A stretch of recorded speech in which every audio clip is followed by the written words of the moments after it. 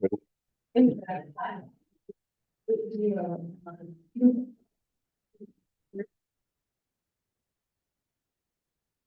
evening, my name is Helen Anthony, I'm Chair of the Committee on Finance. I'm calling to order a regular meeting on Thursday, May 29th, 2025 at 5:33 p.m. And the clerk, would you please call the roll? Chairwoman Anthony, Present. Vice Chairman Taylor, Yeah. Counselor Angola, present. Councilman Graves, Present. Counselor Sanchez. Present. We have 5 present, we have a quorum. Thank you so much. I'd like to thank Ken Chiaverini here from the City Solicitor's Office and also the Julian Solicitor. Thank you so much for coming this evening and supporting us. With that, I would like, please read agenda item 1. Resolution authorizing approval of the following change order number 2, contract award by the Board of Contract and Supply in accordance with section 21 through 26 B4 of the Code of Ordinances, Safety Markings LLC, $74,444, Department of Public Works. Okay, and who's not here this evening to present? Nate? The director was, yes, I should swear everybody. Yes, I swear everybody in this country. Right. Please raise your right hand. Do you swear on the principle for your that the testimony you're about to give you the truth, the whole truth, and the truth? I do. Did you please say your name and the title of the record? Chris Lumber, Deputy Finance Director of the Shopster.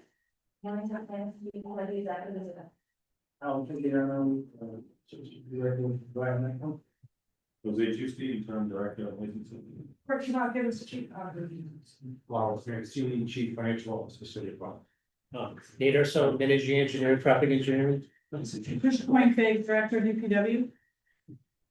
Thank you. Are you gonna be testified? Probably. We have to swear. Please raise your right hand. Do you swear the council of treasury the testimony that I want to get is the truth, the whole truth, nothing but the truth? I do. Can you please say your name and title? Emily Workwell, she's staff. Thanks. Thank you so much for it.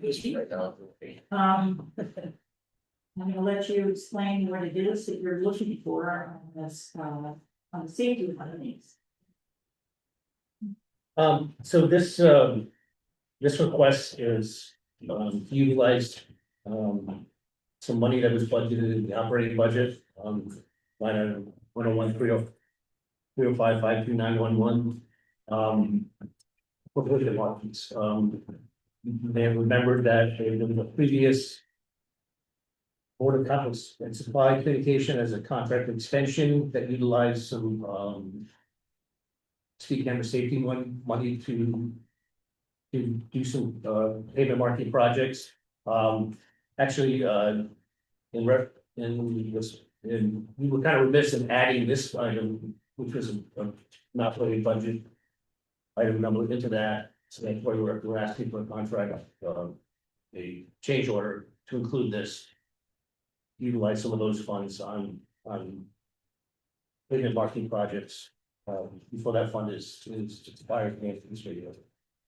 Yeah, so, thank you very much. So the original contract amount was 185, change order for 100.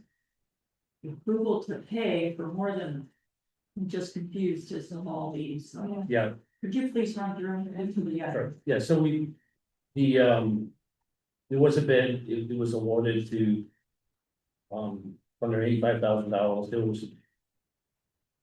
There was a striping project in Wayland Square around the detour route for the Washington Bridge project. That we wanted to get done, and I think that's what that change order is for. I think we probably spent that on other projects besides that. The approval to pay letter was, there was some outstanding invoices. The contractor went over their PO amount on some of the projects that we gave them, after been given instructions not to. So these were projects that we did perform, and there was a request to pay some of the outstanding invoices. And then the contract extension, the the. After the bid, the contract was a 1-year contract with options for 1-year contract extensions. That 1 year. Came up in the beginning of March. Since the award, and there was a contract extension to add $200,000. For pavement markings for the next year. And then we're asking for an additional amount. For pavement markings, there are available pavement markings to use up that money. So I guess, what I want to know is, especially since this is grown from 85 to 660 or 8.53. And I understand it has an option, includes an option, but I'd like to know what projects these cover. And I think the reason I'm, particularly interested in this, and I think my colleagues will also speak, is that we know that there's been money in this account that hasn't been spent for safety markings that I know councilors that have been asking for. So it would be very helpful to us to understand what projects are being done, what projects are proposed to be done, because we're just unsure of exactly what's going on with the safety markings. Yeah, so there are currently about 80 safety projects, pavement marking projects, that we have. They range in size from just doing stop bars at an intersection, possibly, probably because we converted that to no light stop, maybe just putting in a crosswalk to striping the entire street. So they vary, different projects throughout the city. List of those? Yeah. We You do. do. Yeah. Is that possible that we could share? Yep. Yeah, I'll send that list. Thank you. And will there be costs associated roughly with estimates on all of those, or just the estimates? The projects are gonna be sent to the two contractors. We set up a system so they notify us on a weekly basis of their projects and how much of the PO they utilized. It's part of their process when they go out and do these pavement projects. They get a list of, they're actually prioritized, they're given a priority. 1 through, whatever, and they go in order of priority. And they're given directions to do that until they. Till they don't exceed the PO, until the PO is, POs are exhausted. So, we've set up a system with them so they don't exceed that. As part of their process, they go out and actually quantify as they do a project. And, based on the unit price and the bid, there's a cost associated with that, so they'll actually do that as they do a project. And they've been instructed that there's been a process set up so that they don't exceed the PO, so. The projects will, probably be more than what the POs are, but they won't exceed that. We'll just go with the priority. Yes, that's my problem, the exceed of the POs, so we think that. Either we've got to, I think we probably should be managing that better, because I don't have approval to pay, and I would like to see it, if it's gone over. Because it doesn't seem to me like there's maybe enough oversight to say this, to put them within the PO. So I guess I'd just like to say that, I just don't think that, we should be, either the list has to be reduced or they have to adhere to the PO. Is that correct? Yeah, they don't have we're developing a legal agreement that they're gonna have to sign, they're willing to do that. And also to go in order of priority. So that projects on staying on the list, they do them in order of priorities. Well, that priority list would be very interesting to us, I think, so if we could get that as soon as possible, and then also no more. I mean, I just don't want to see any more overages,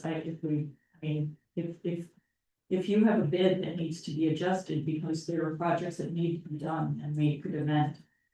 You could come in for a change order, but I think that just the way this is being managed right now, this doesn't seem right. Yeah, they're subject to not getting. Okay. Okay, other, yes, Counselor Angerval. Thank you. Thanks, Nate. Just had a few more questions about this too. So they've gone over the PO before. Are there other folks who could do this kind of work? Like, why don't we put it out to bid instead of continuing to just like extend the same company? Because the last, it Well, looks it- like this is it- from 2024, yeah. right, it was put out to bid, I don't know that, that you're gonna get different bidders, there's not a huge pool of payment marking companies. You know, they, and at least one of the companies, CP Markets, has done this in the past and hasn't, you have had an issue with them going, so. I don't know if you rebid it, you're gonna have different companies. I think we stressed to them and then we put in place a system. And then they're aware that if we build it, they're not gonna get paid. So that they report to us on a weekly basis of the projects they completed and the amount of money that we spent and make sure that they don't go for PO, so. You know, that. As they do the projects, they do quantify it, maybe, even if we did it beforehand, it probably would be somewhat different than what actually the final quantity is. Because sometimes it's, the direction is, you know, repair a crosswalk as needed. So some of them are obviously faded and some are not faded, so it may be, you know, I think you're gonna get an accurate cost of when, based on the quantities that they actually do out there in the field. Yes. You had said at the beginning that before the funding expires, does this funding expire? I thought that there'd been kind of like a rolling balance for the part where this funding sits. Is that not the case? Does So- it expire and then get rolled Yeah, back? so I think we have a couple of funding sources that we're currently using to pay for it. One is the speed camera safety fund, that is revolving funds that hasn't expired, maybe it's a year, but. But there is also a budget line item in our budget that was fun. And that's what that 74,000, it probably in hindsight should have been put in with the contract extension. To utilize some of the speed camera safety fund money for markings, but. But we were missing putting in that. And then I think this might be out of bounds for this conversation, but I know when Director Quinn Biggs presented on the DPW budget, we had a lot of questions about why there's still such a large balance for that fund, for the speed camera fund, and what our plan is to spend that down, given the large amount of safety projects that exist around the city. So I don't know if that's in bounds for tonight, but it'd be great to have that conversation at some point. Yeah, Well, I think it would be fair to ask for the list of that, too. Yeah. yeah, Like, I you mean, know, have the proposal for when and how that will be spent. so, we did, you know, we have some, capital improvement money for. That traffic engineering has one for traffic engineering. And also for traffic calming, so we put together a plan. In 2029 to spend that, we can also, that's 3.5 million and 1.5 million respectively for those two. CIP line items, so we can amend that to add, I mean, if you look at some of the counting that. Finance gave us, it looks like we could expect maybe $400,000 a year. For the speed camera safety funds, we can just. Amend that plan, that we put together for CIP to add in. And there is. Safety projects, traffic signal improvement projects that we'd like to, that weren't included in that CIP, that we can just include. And what could be anticipated is $400,000 a year, so we don't have a plan to spend that. And we have different projects that we want to use. And we'd like to see that too, Director, if you can make sure that we. You know that of the amount that we talked about the last time we were here, that some of that money was already encumbered for work that had been done, so. The number we were looking at that night was actually, in reality, gonna be a little bit smaller. But I hear You you, just say what the conference was too, and that sure. correspondence, that'd be great. Okay, any other questions, comments? Is there a motion? Questions? Yes, I'm so sorry, Councilor Burgess. Yeah, I got a question, Great, Out of these 74,000, you mentioned, traffic signs? Yes, This is all for. like, stop signs, one way, This is all for the markings. or pavement working? Yeah, right. There's separate funding for Funds? signs. There's no time to ask that question? No, it isn't. Okay, Unfortunately, sorry about that. we're Just speaking about the beast, this is not a budgeted meeting, this is, I mean, this is about the payment, BUCS matter, Oh, on the safety markings. thank you. Okay. All right, Make a motion we approve. 32nd. Second. Okay, motion to approve, made by Councilor Taylor, seconded by Councilor Sanchez, all in favor, aye, all opposed. Thank you so much for coming. Okay, Madam Clerk, would you please read agenda item number 2? Resolution authorizing approval of the following contract award by the Board of Contract and Supply in accordance with the recommendation made by the Special Commission for the Study of Providence's Waste Management Services. Waste Management of Rhode Island, $57,689,520, Department of Public Works. Okay. So you sworn everyone in. We sworn Steve. Director. And the rest.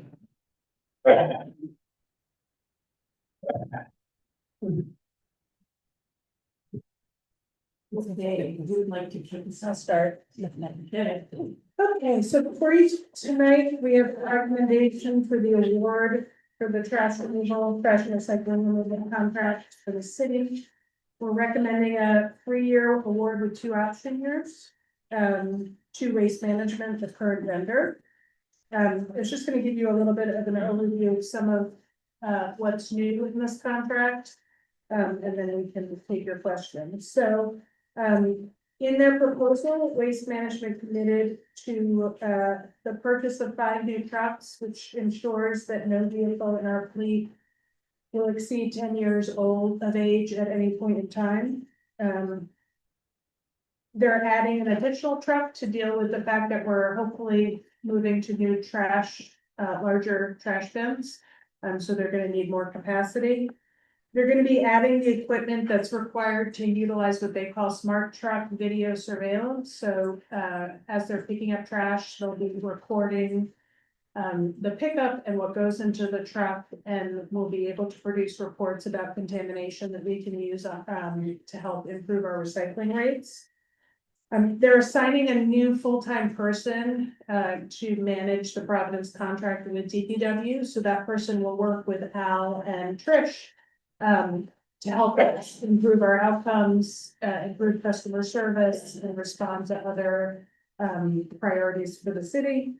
And finally, as you all know, this contract includes a provision where bulk and waste good removal will be charged on a per item basis. It's up to the city how much we pass along that charge to the customer or not. You know, the mayor's budget adds a provision to charge 50% to the customer. But it's within, you know, the council or the administration's discretion as to how much of that per unit or per item fee is charged. So that is a broad overview. Sarah can answer questions about the finances if you have them. I'm happy to answer questions about the content. Trish led the evaluation committee, so she can talk about the proposal of the justice. I would love to hear from Sarah on the I have prepared a little fiscal, note. oh, that'd be wonderful. Thank you. Thank you.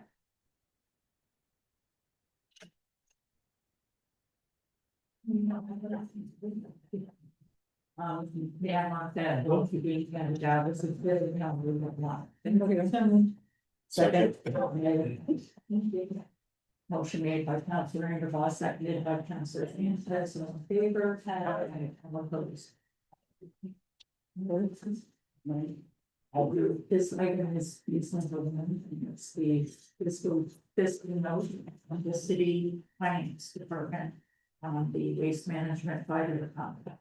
Yeah, so what you have for you is a summary of the costs, related to this new contract. The items, on top, the refuse removal, the recycling removal, and the yard waste and Christmas trees are directly from the contract. The items below, the bulk items, the white goods and mattresses are estimated costs based on, historical, amounts that we've picked up in those categories. So the total for fiscal 26 is a $10,617,609 cost. Across the years 26, 27, 28, 29, 30 is a 4% increase year over year in the fixed costs of the contract. The total cost of 5 years of this contract would be $57,689,520. Happy to answer the questions related to that. And then you said, how did you decide on what you were, assigning to bulk items, white goods and mattresses? That was based on historical usage, so I looked at what we had been collecting in the prior 12 months. And used that as my baseline for. Exactly, added 34% increase that you said.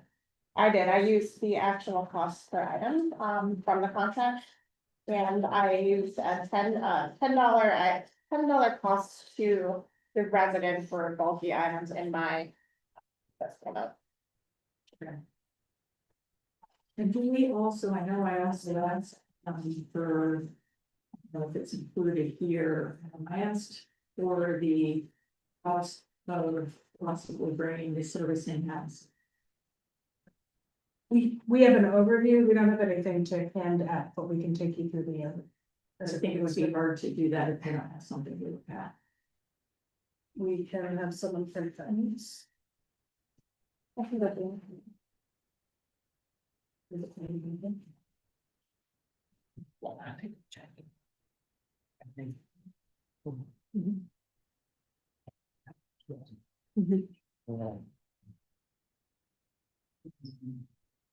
the other thing I wanted to ask, is there any presentation at all or any anything that you can add if there's if we would like not to sign a 5-year contract, or we would prefer to do it less? Yeah.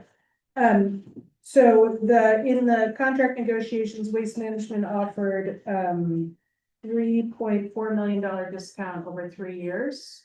As part of the transition from instead of doing a 3-year contract to 5-year contract. So if we were to do a 3-year contract, the increased cost over 3 years is about $3.4 million. The option years do come back to the council. Because they are structured as options. In the Could you just explain that? So the award is a 3-year award with 2 options. Oh, okay. So the option years come back. Okay. That helps, thank you. And they're broken out for the year. Okay, I'm gonna open it up. Yes, Councilor Taylor. Okay, so few thoughts. I think that personally, I think that we could save from the yard debris and Christmas trees. The 1.1 to the 1.3 million. And do that in-house. The reason I say that is because as we all know, they don't stop picking up yard debris till like April. And when we get good weather in February, March. Highway does a great job of picking up all the yard waste. It's 37 weeks of yard waste in this I know, contract, but so, what I'm saying is that when they're doing that. yeah. February, March, they don't start till April.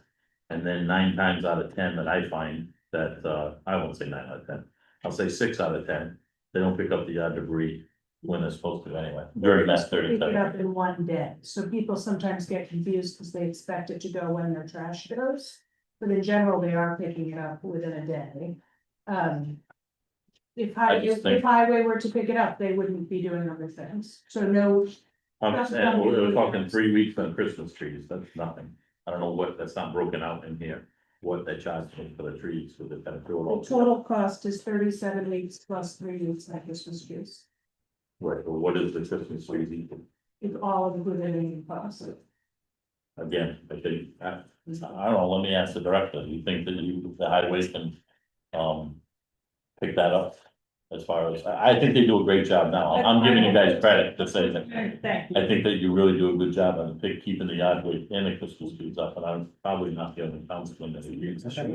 So they do, the highway does do a great job, I will agree with you there, it's not the entire assignment though, I mean, they're picking up the one-offs and two-offs that we get calls about, or that we get 311s about, they're not doing the entire mission, if you will, and I think to dedicate them to that, as Hawkins said, is gonna really take them away from other really essential city services. So I don't respectfully, I don't agree that that's a good move to move that into in-house to DPW. I think that, it would. We don't. I'm just looking at one capacity. 1.1 million, we could hire, more than likely probably 2 people and probably get another truck for less than that. For a whole year. I'm throwing it out there, I'm It's just, not our assessment that that would be a better service for people. I just throw that out there, the second thing. from Yes, please. The bulky items, the charging of the bulky items, I'll be honest, it's not gonna work. We see right now, we're charging people $25 for mattresses. And just in my ward alone, this week, I've had to call in a dozen mattresses that were thrown throughout the city. And that's at $25. So we're gonna go up to $33. Then when you call in to drop off a mattress, they gotta be in a mattress bag. So you're paying $33 plus, I don't know what a mattress bag is. And then going back to the bulky items. People just leave them out, as well as anybody, they leave out 2 bureaus and a washing machine.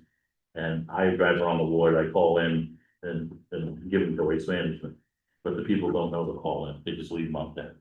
And I think they'll stay out there for a week, maybe 2 weeks, then environmental comes by, they're gonna give them a tag. And it's because the tag is not gonna go to them, it's gonna go to the landlord. And then it's still gonna be sitting there, the landlord's not gonna come and take the stuff, because sometimes they don't even live in the city. Those stuff's gonna be there, then eventually they're gonna pay ABC junk removal. And they're not gonna take it up to the waste management, the landfill, they're gonna end up dumping it. But I just see this working out into being a bigger a dumping, in my opinion, and also the white goods. The white goods now, people call in and they say, I left out a washer, and they pick up for free. But by the time, waste management gets there, John's ABC junk removal comes through, picks it up in their truck, and then goes to get paid for it. So, and we get charged, even though I call from my house, I said, I got 6 Thurston Street, I got a washer, dryer, and a refrigerator out there.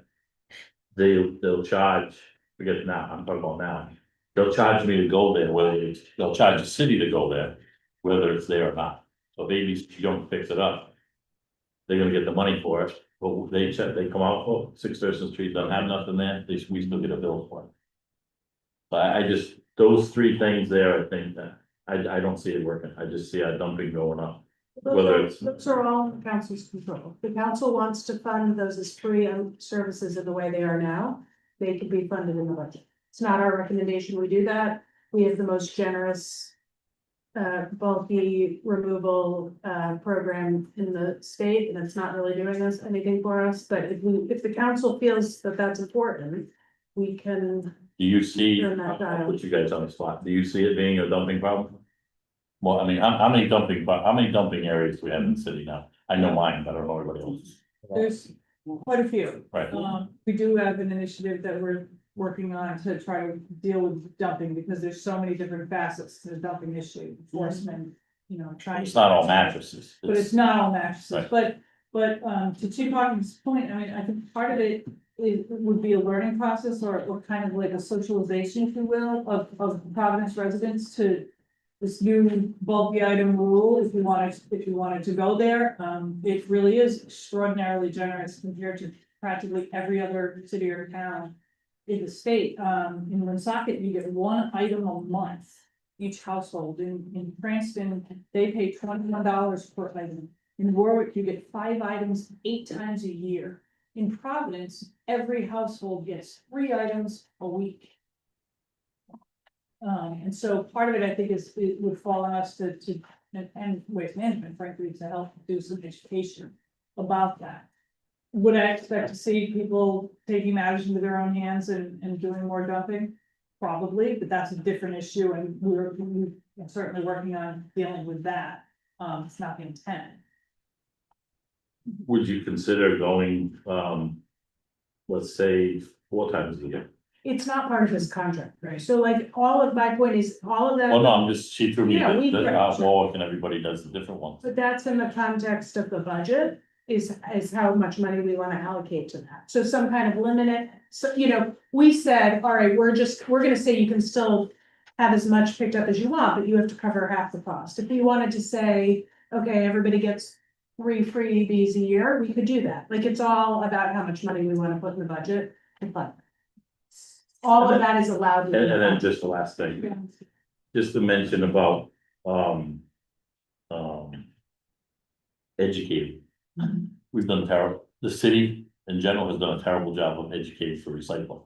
We recycle more with the old blue bins and the green bins, that you had to lift out and go Yeah. out, than we do with the can. So I don't see that like gonna be a turning, I could see us 10 years from now sitting here saying, we're not doing a good I'm job. super disappointed we're not moving forward with the new order for the new trash cans, as I hoped, in next week's box, because I think the new trash cans are gonna be an opportunity for us to Well, try to fix some still of gonna that and happen. also educate people. It's still gonna happen, it's just delayed, right? It's still gonna happen, it's just gonna. Yeah, I'm it's anxious to September, move that yeah. along, because I think the purchase of new cans gives us a chance to have a touch point with every resident. We can clarify, we're gonna do, better education in terms of the stickers, we're gonna, we are. I think you are right, that education has not been done well, and there's a lot of misunderstanding. We had a group of students come in to do an analysis about best practices, and like their guidance was to be as simple as possible. You're not sure if something can be recycled, you should throw it in the trash and just get as much clean recycling as we can. I think the smart track technology here will also help, but I think you're right that just the touch point that we're gonna make with every resident to give them a new trash can is gonna be a great opportunity that we have to think very carefully about how we do that. Is our recycling rate now? Do we know? It was 4 drops. It's 2%. 2% in the whole city. Mhm. How much are we, how much are we paying fines wise? Like, let me give you, I'll give you a street, so it's X, Y, and Z street. They go down, they think they're doing the right thing, they're on the 3rd floor, they go put all their cans and bottles in a trash can, they get a trash bag, they throw it in. And that whole street does the same thing. Does that street, and they're picking up another 5 or 6, I don't know how many fits in a truck, but I'm saying if they say another 10 streets. Is that whole load considered contaminated? Yes. So, but a few things, so one, the technology piece of this will help us monitor better. So that the DPW team can get real data, so that we can start targeting where we have contamination problems and do the kind of education that we need to do, and inspection. The full-time person that's coming with this contract, their job is also to help us work on this, like, this is a joint effort. And we're gonna have more resources focused on this as part of this contract. I need to be that full-time person, because as of right now. Other council people can say, well, Al can tell you, because I told him, and they've taken, the truck throws the can, and they have videos of it, they all ring Yeah. cameras now. I call Al, hey, X, Y, and Z called, no, we didn't hear anything, then I should send them the video of the thing going in there. So it's like, if they're not paying attention, they're gonna want them people to pay another $50 to buy another can. And then in here, it also says about if they throw the can up so high, and it throws all the garbage on the other side, they have to pick it up, they don't do that either. The garbage sits there and the homeowner or somebody has to pick it I up. will say that, the administration does a community satisfaction survey every year, that's done through a poll. The city's trash removal service is the highest rated service that we provide. 75% of residents polled said they are either highly satisfied or what's satisfied with their trash. So like, I know that you all are on the end of the complaints all the time, and so it can feel like this is a never ending mess all the time, but it is also true that lots of people feel like the service is good and. I don't know what we are talking about, that's the biggest complaint I get, is especially holidays, and they miss it, they get on one side of the street. And then they'll pick up the other side of the street, which I can't figure that out. Not your fault, not any of the administration's fault or DPW, but it's just, I think the waste management, they're getting a lot of money. And I don't see the service, and I haven't seen the service in 7 years that I've been in council. That's all, thank you. Just to follow up to Councilor Taylor's, I'm just wondering if you have done any kind of analysis, cost analysis, if you did bring all the items under the additional price and bulky items, white goods, mattresses, and house, what that would cost, or how we would do that. We have not, because we're not having any like this. Okay. Who's next? We'll go Sanchez, then Graves, then Canterlot, and then thank you very much, Council Peterson and Council Vargas for joining us. I will get to you all. Thank you, Chairwoman. First question, just to build up on my colleague's question of white goods. He did bring up a really good point of what actually happens in terms of the reality world that we live in. So I'm just wondering, is there any data to defend the decision to include this service in this contract? It's a per item, so we could not do this. We could say that, you know, there is no white good service. It's like, it's an option, it's a la carte. So if people call to get it picked up, that's how much it costs.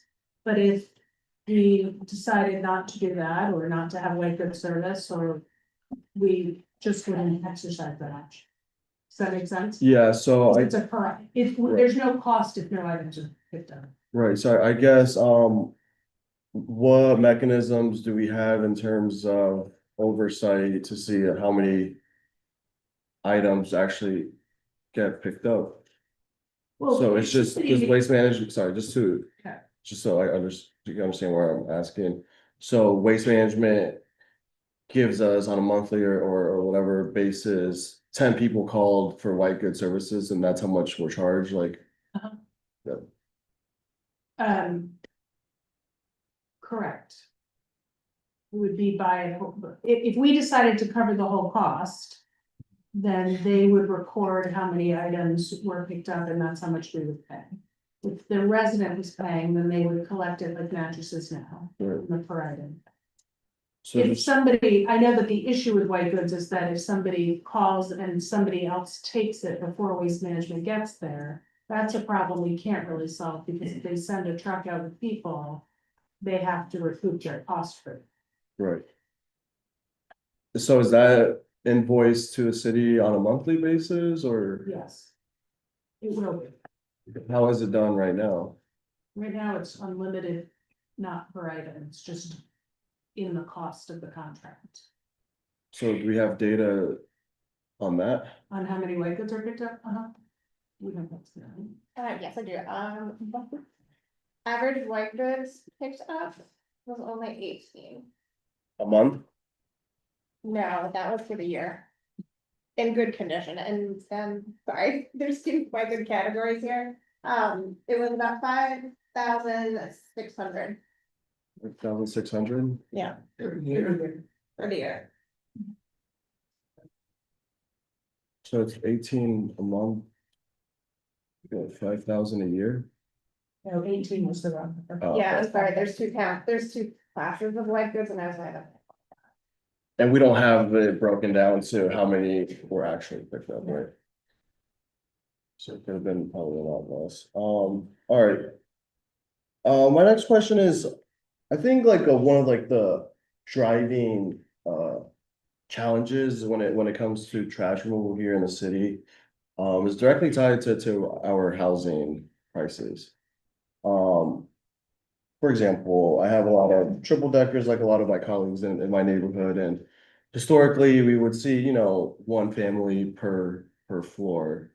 And unfortunately, with the rising costs right now, we're seeing 2 and even 3 families sharing an apartment. but those folks don't have the ability to add more trash barrels.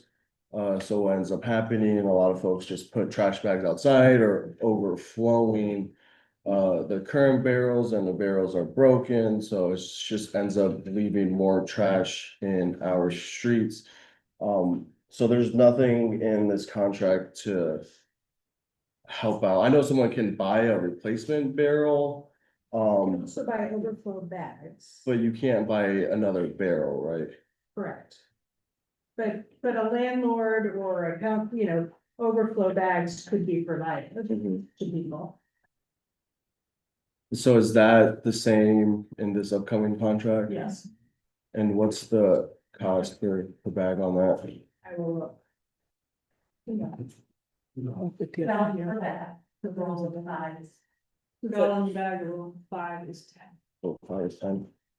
All right, A orange color, yellow, orange. Those are that one. Yes. yeah. Yeah. And the next question I have, if I'm okay, like just looking at like the numbers, like it seems, pretty on par of what they've been charging us, the past few years. Can you just remind us how much we currently pay for this current? The current year that we carry for, we've managed, it was $9,542,385.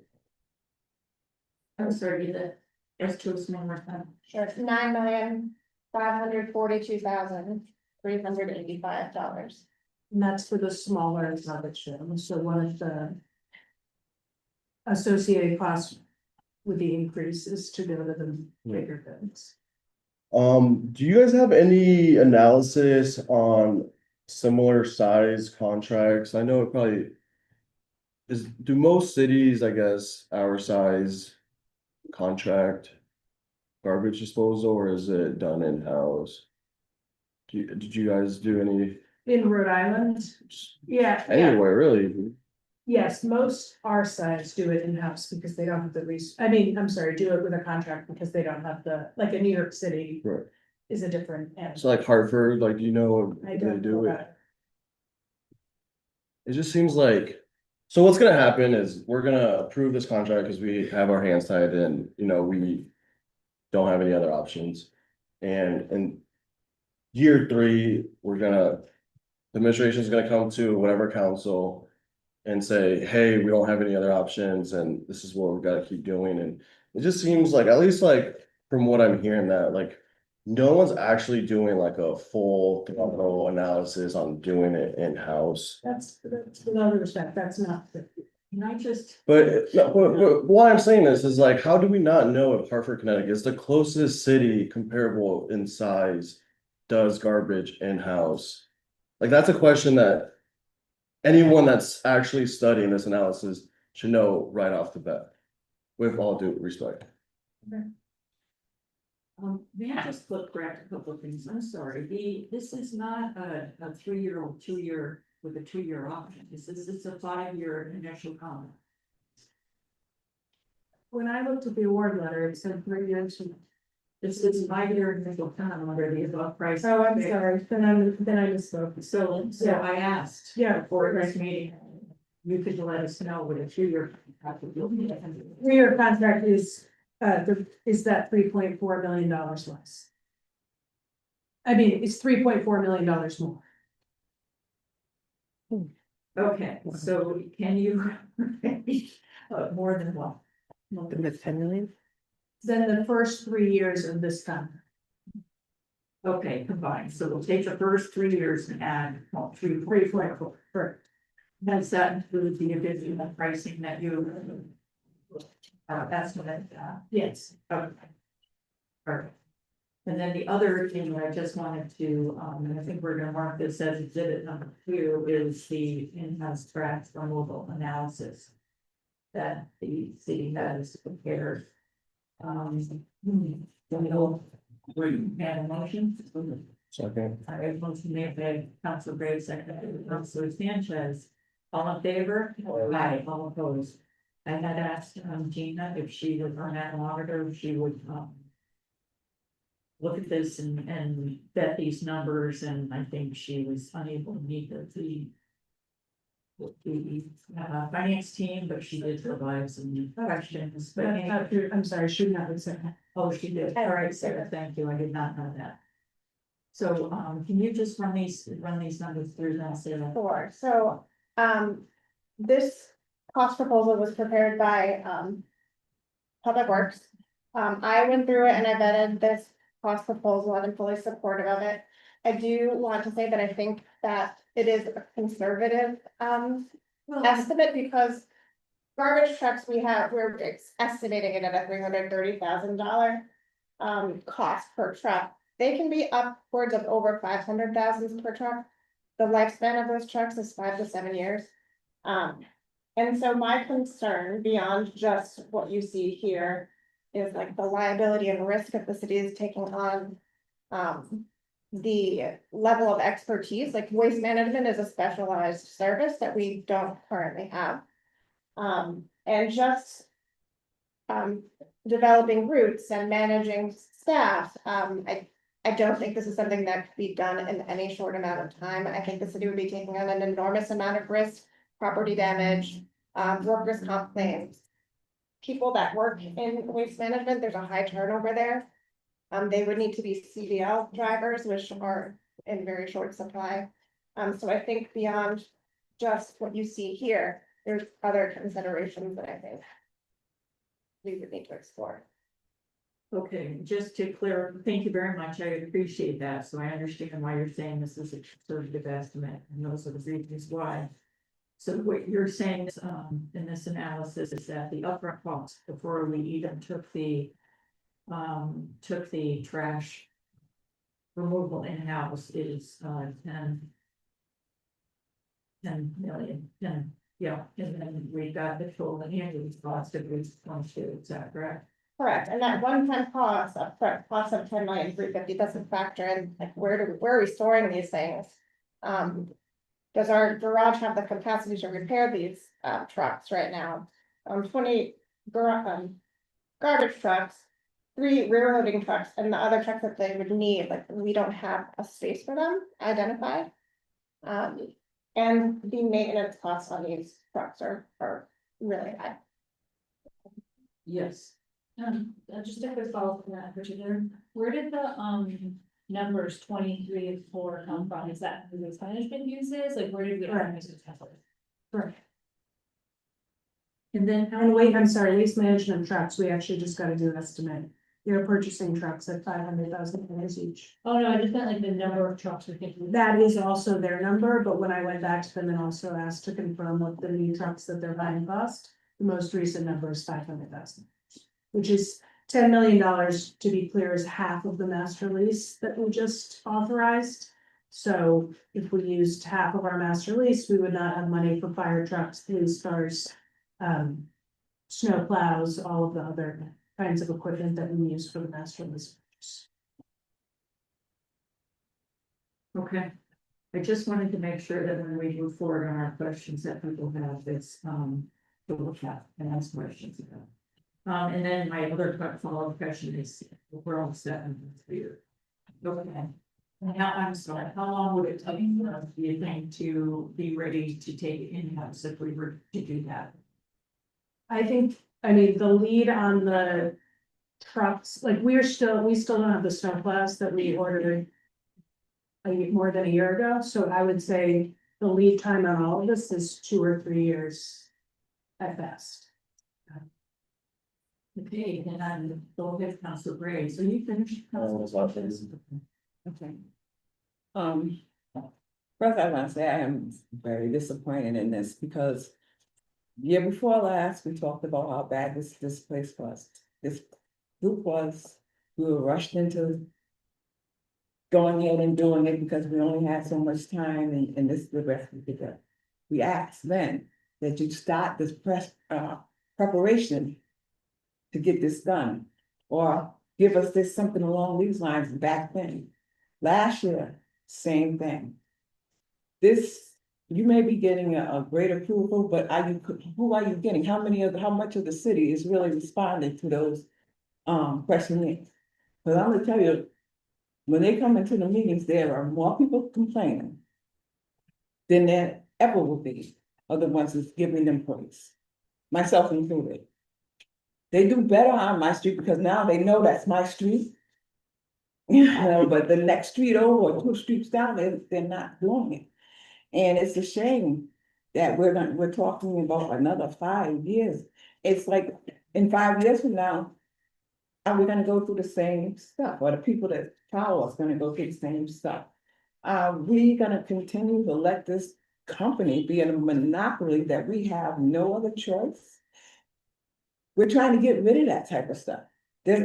And so that's my first thing. My second thing is, I mean, just to clarify, we did put this out to bid. There were. those are my second thing. I see this, the 3 people that went out to bid. What are the 7 steps or the criteria and who evaluated? So, Councilwoman, I chaired an evaluation committee that included myself, Deputy Director Maureen McManus, Associate Director Al Giuliano, our Fiscal Advisor, the Deputy Director of Sustainability, Policy Director, and the Director of Purchasing. And per the RFP, we used a rubric to score each of the bidders that evaluated them on 5 different criteria. 7. First, was their operational concepts, including all their collection types, their demonstrated ability to deliver high quality, cost effective services. That was 1. 2 was their customer service and communications approach and the reliability of their staffing model and fleet. 3, their concept and ability to reduce tonnage and increase our diversion rate. Say that one more time. 4, their concept and ability to reduce tonnage and increase diversion rate. And 4 was their commitment to innovation and the incorporation of new technology into the overall approach. The 5th category was their references. And so the maximum amount of points had to, I want to say strike that. The minimum amount of points, sorry, in order to be considered had to be 90. They had to score at least 90 in this rubric to be considered. And the only bidder that wasn't disqualified under this was Waste Management. Bidder number 2 was Greenview Tree Service. Their average score by the evaluator was 80 points, and bidder number 3, their average score was 56 points. And so when we look at the other bidders, the 3rd bidder only bid on mattresses. And their bid on mattresses did not, even just looking at just mattresses, did not provide any value over what the city was already doing. In fact, it would have cost more. The second bidder is a relatively small company. They very much want to be in the bigger leagues. They don't have the equipment, they don't have the trucks, they don't have the experience or the technology or the systems that really need to be in place on day 1. It's aspirational for them, which I very much admire, but they didn't score high enough to be seriously considered, and their proposal was only for 6 wards, which would leave us having to come up with another company or someone else to handle the balance of the wards in the city. So their proposal, while I appreciate their desire to do more with their company, they're not there yet. And Providence can't be the place that they cut their teeth. It's not, they didn't score high enough. It would not have been a good thing. And why is the target thing 90%? How did you get that as the number? So I worked with the purchasing director, who was part of our evaluation panel. I worked with him on how, what's the best practice, how do you do this? Because he does it all the time. Okay. And my experience with evaluating things of this nature came from the state. It's similar, but you know, there's some unique things. And I want to make sure we did it right. So I worked closely with them. And the rubric itself, bidders were notified in the RFP that this is how you're gonna be scored. If you bid on this, these are the things we're going to look at, so that they could craft their response accordingly. And so that's how we came up with those numbers and that, you know, the weight of those different items and what they should be scored at. Okay, going back on what, I'm sorry. Please, I no, feel- please. Uh-uh. Whispering for a minute. Um, You said one of them would only be able to do 6, and I was the second person in the, Fix it. okay. Cause I think we had said, some, one of the suggestions was that we kind of split it up and see how people could come into the field and could do these things and. So I understand you're saying they don't have the equipment. They're never gonna get there unless somebody gives them a break. Maybe we need to break it down somewhat, for waste management. That was one of the things that we suggested. They do one part and the other one, another one does the other part. So I think we should still look into it, because like I said, there's still complaints. Yeah, that's why in the RFP, we left the option for people to bid on parts of the city. Mhm. But we didn't receive any other bids on parts of the city. Okay. And the Like the. and the other thing was the smart truck. And we said 7 provided reference for an urban municipality using smart truck to track. I read this. Did you ever speak to Cassie? Because this isn't a reference. This is them giving you a person. So did you talk to Cassie about how they're doing in this place? Because when I go to look for a reference, I expect to call somebody and get someone to say, oh, well, they're doing bad, they're doing good, I'm loving them, or they can't stand them, or whatever. I didn't get that.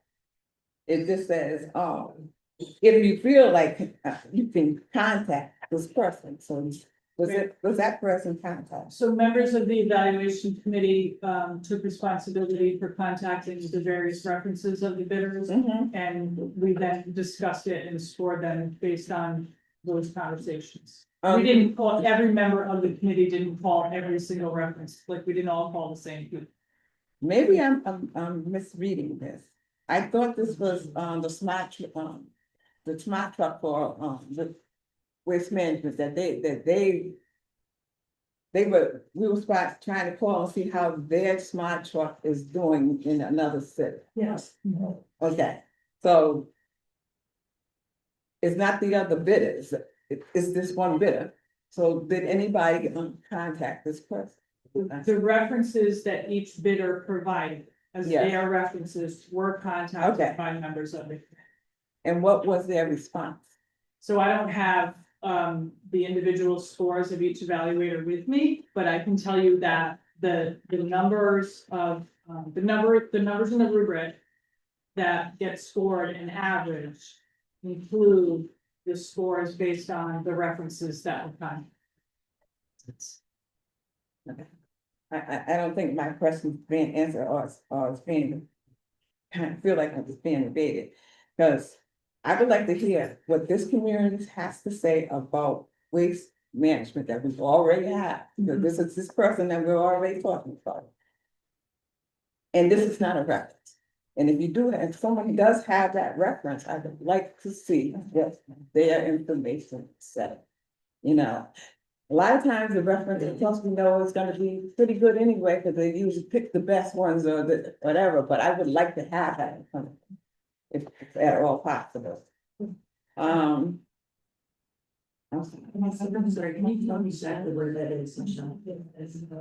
Yeah, I can follow up with you on that. I mean, I can tell you that Thank the you. references were contacted and spoken to by members of the evaluation committee as part of the process, and that was factored into the scoring. Yes, But if you wanna know like who talked to that reference and what was their experience, I can get that. yeah, and not who talked to them, just. Just like what did they say? What did they? Sure. Let's see if I can find everything.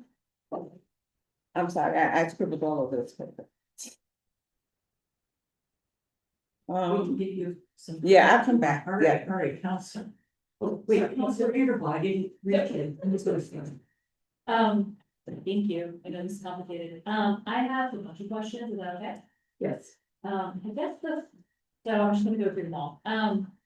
So my first question was gonna be about the option years, but it seems like that's not, so it is a 5 year. It's 5 and the options come after, you're right. Okay, and then if we did 3 years, I just wanna make sure I understand the math. If we did 3 years, it was the first 3 years in total, an additional $3 million, so it goes 11.6, year 1, 12, Yeah, year 2.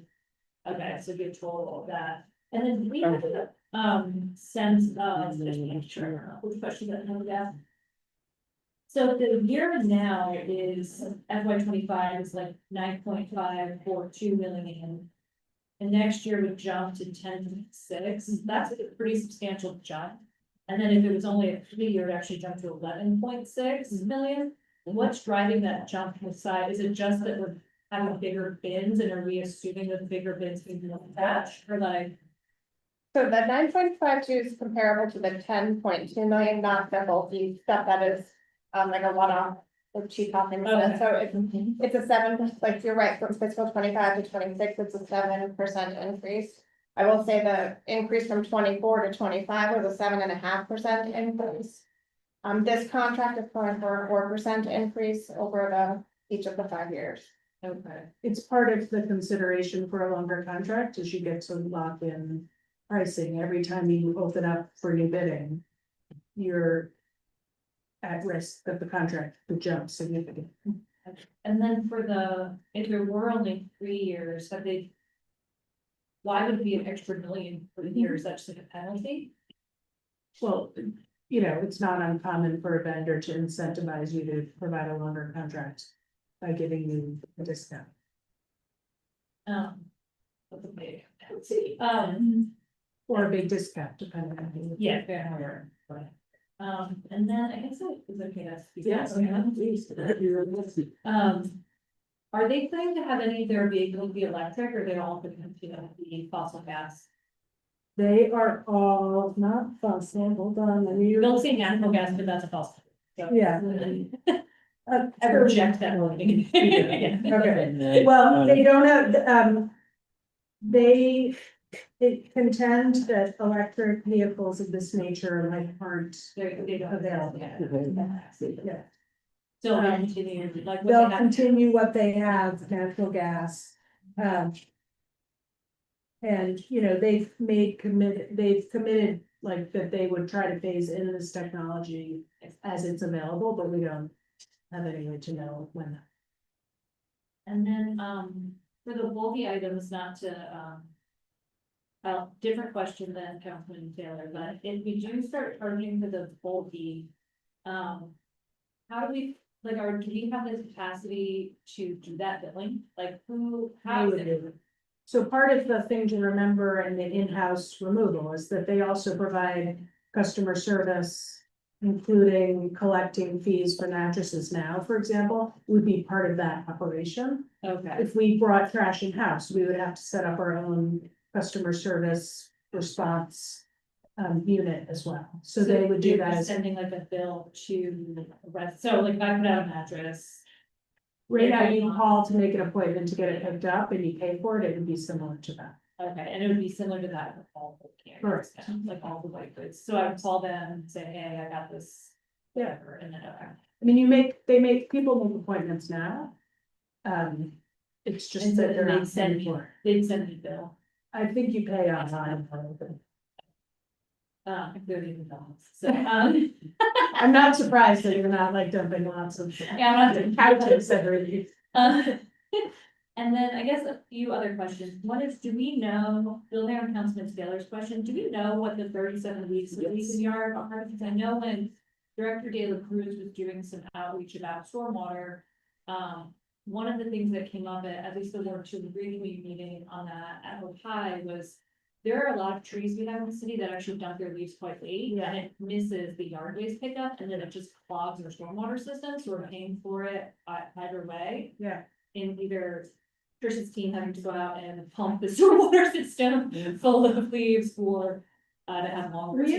We have flexibility on that window. We've tried moving it differently depending on weather patterns. We also talked to them about going to 52 weeks. For this reason, they would do it, it's just more money, so at this point, we're recommending that we try to stay the same and maybe tweak the start and end date. But if in the future we had money to go to year round, we could do. And do we know what, can the dates change in the year, or do we have, did we lock them in on like certain dates?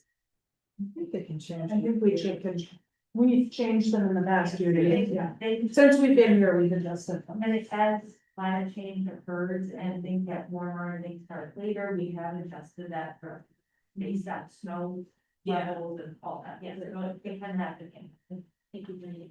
And then, one thing I know I was talking with you about, Director, is how are we holding waste management accountable when they do mess up, and how do we include that here? Like, how is that built into the contract? Sure, to my knowledge, this is the first administration that has utilized the section of the contract that allows the city to fine them for various things, missed pickups.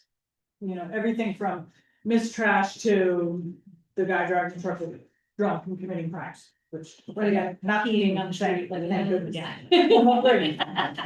Really simple. Exactly. And so we've done that, it's actually, I think, sends it kind of a message. Certainly the dollar amount is not colossal compared to their entire portfolio, but it definitely gets people's attention. What we've done in this contract is try to make the language better reflect what we're actually doing.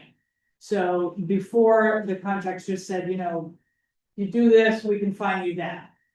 Didn't really have any wiggle room, it was kind of all or nothing, and so we've tried to make the language more reflective of what we're doing, which is if the truck breaks down or the driver gets sick and has to leave, you know, we're not gonna institute a fine.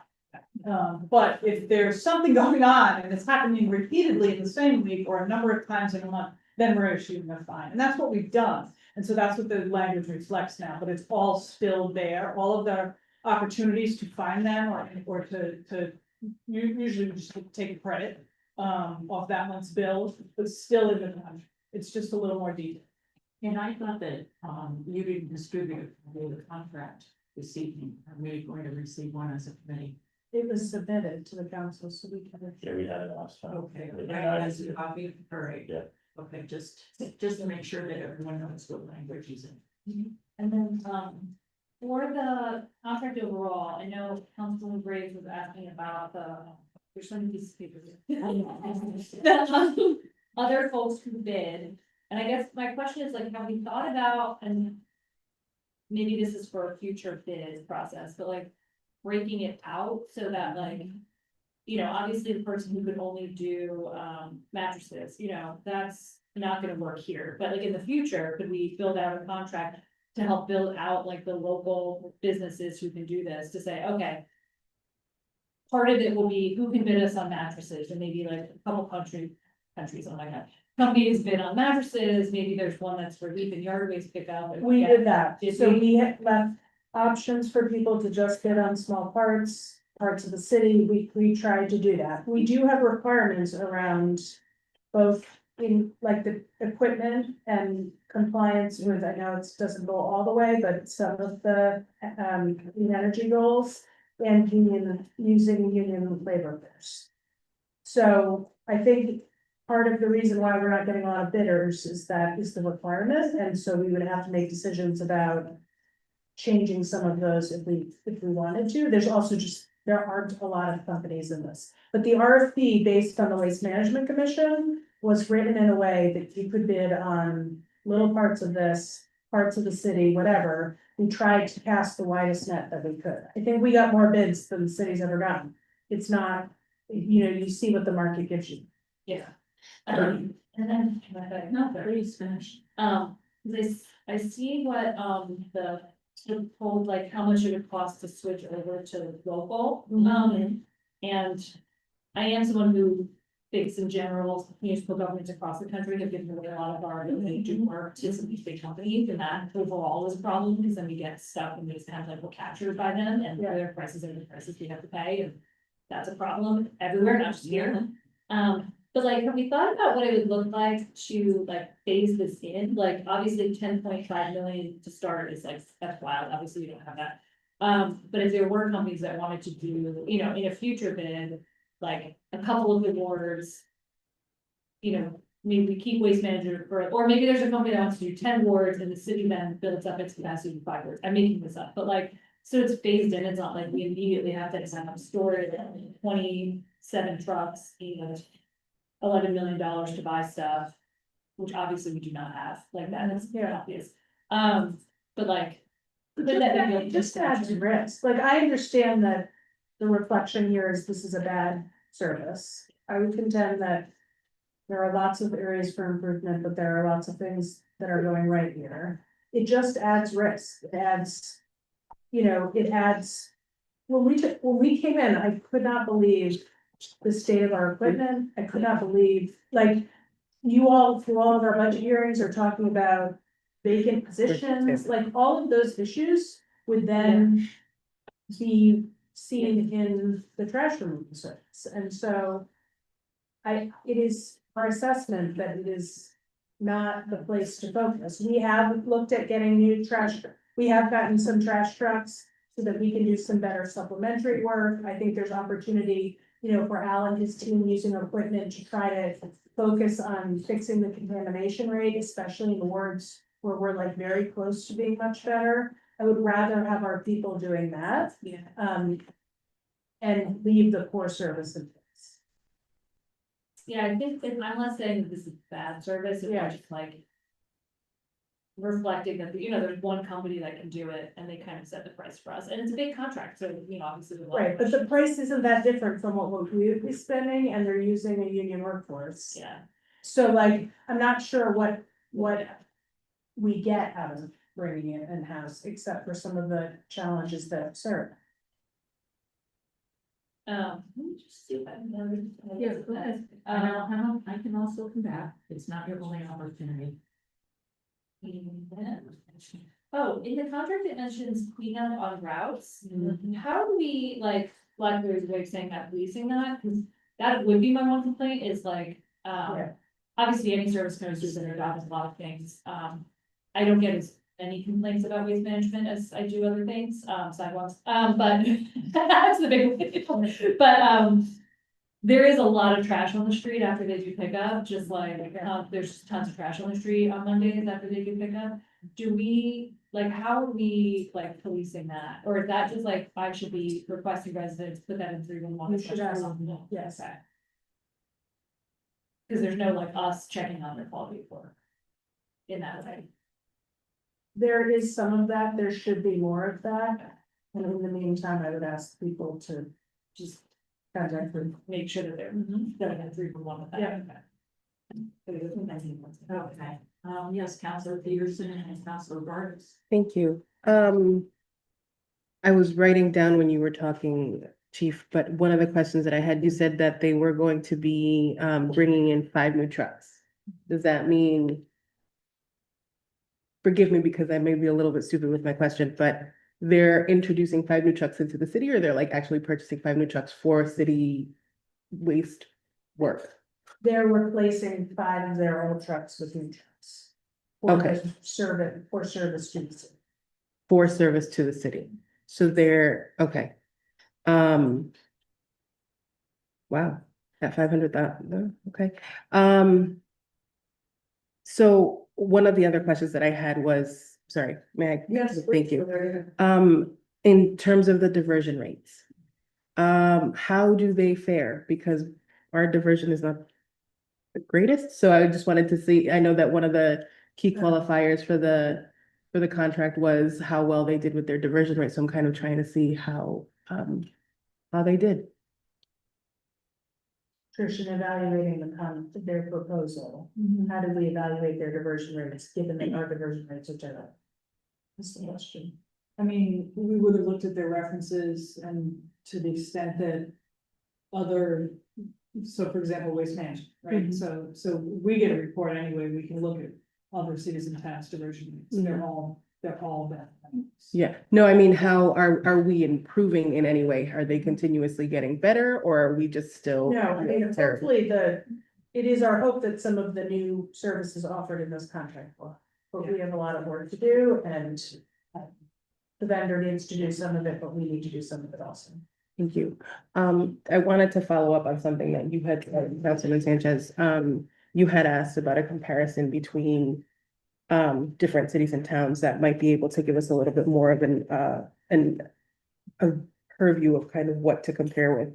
And Councilman Vargas and I took a trip last year to some city or town in Massachusetts because one of the Connecticut, my mistake. We had learned that when smaller cities and towns were dividing up their services, so a larger company was doing waste and then a much smaller company was doing recycling, it was actually proving to be a substantial savings. And one of those particular cities and towns happened to be Worcester. Worcester actually has a really great recycling rate. It's probably one of the top in the state of Massachusetts, right around the 50% mark. And it was because they went to the it went to the pay as you throw program. The pay as you throw program is actually, while it is not necessarily, it's probably a very hard task to create and follow through. It's actually been some of the more successful opportunities to get some of this cost down for cities. And I really want to highlight that when we talked with these other cities and towns about how they did these transitions into their programs, it was over years. It was like a 3 to 5 year period of implementation and education and awareness of what was happening, because pay as you throw is an expense to a constituent and a resident.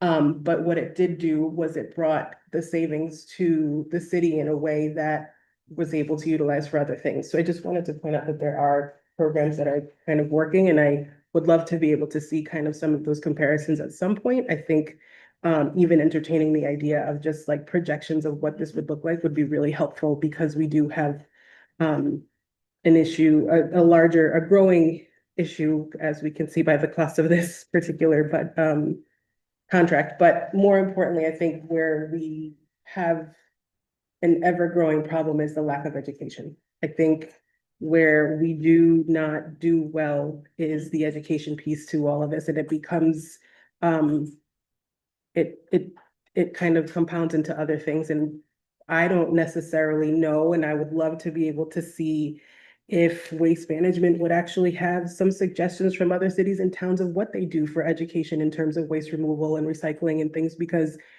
some of what we do is actually really great, but I think we just need to be able to do that much more to be able to support the community at large. That's all I had. Okay, Councilor Vargas. Thank you very much. This contract, we just went along to get the bigger company. This is a national company. You can ask them 20 trucks, they will bring it tomorrow.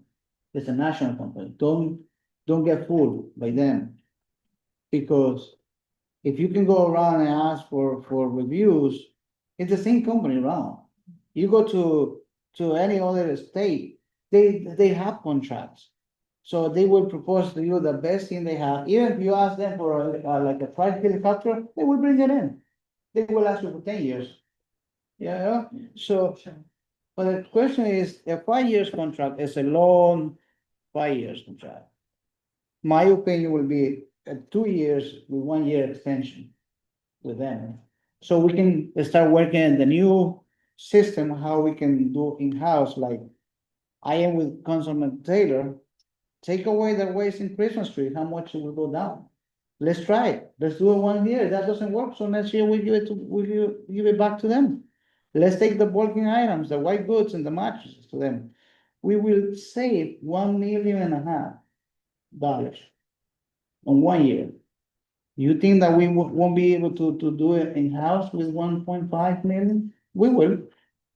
It will take time, but we have to start somewhere. And that's the issue, that we don't want to work. We don't want to do the job. We don't want to start nowhere. We just want to sign a contract, and next year, we don't come back here to as a council person, and you don't guys don't come back here as administration. But West Manchester got the contract. And then we start blaming to the new people who comes in, why the trash doesn't pick up? Like now, my whole area was left, then people recycle. So it's a miscommunication between them and the city, because they have so much money, they can send a text. We will come back tomorrow for your recycle, or we will come back tomorrow for your trash. So people, they don't panic. And like, I'm telling you, it's 1.5 million that we can save. This contract, I'm not happy with it. It's killing more the taxpayers' money, wasting our taxpayers' money in so many ways that we don't. And about those little cameras, director, they don't work. Don't believe them that the camera will read the trash came out and read it. If that can is already contaminated, how he is going to start the whole show? Because the recycle wasn't gonna, like, how he's gonna, they already have cameras in it. But the thing, they fool you because they say, oh, we don't have, we're gonna put a new one. They already have cameras because they know when the recycle can pick it up and goes into it, so they stop. They know it went, so to stop to pull it back. It's a lot of little things that they put you here just to convince, like, it's a great technology. To pick up trash, you don't need technology. You need common sense. Thank you. The only thing I would respond to is if you think we're recommending to not take this in-house because we don't like to work.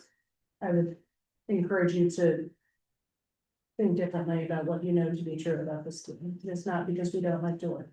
It's what we believe is going to provide the best service for the dollars for the city based on what's available.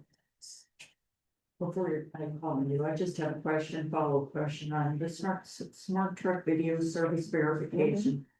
So my understanding is they would just have some sort of surveillance to see if they can identify what house has mixed their trash and recycling, is that right? Yeah. Then what happens?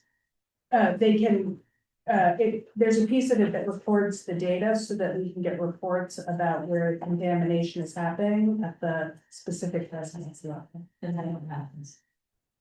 They'll provide it to us and it's for the city to take action if we decide to take action. Well, that's the problem right there. Yeah.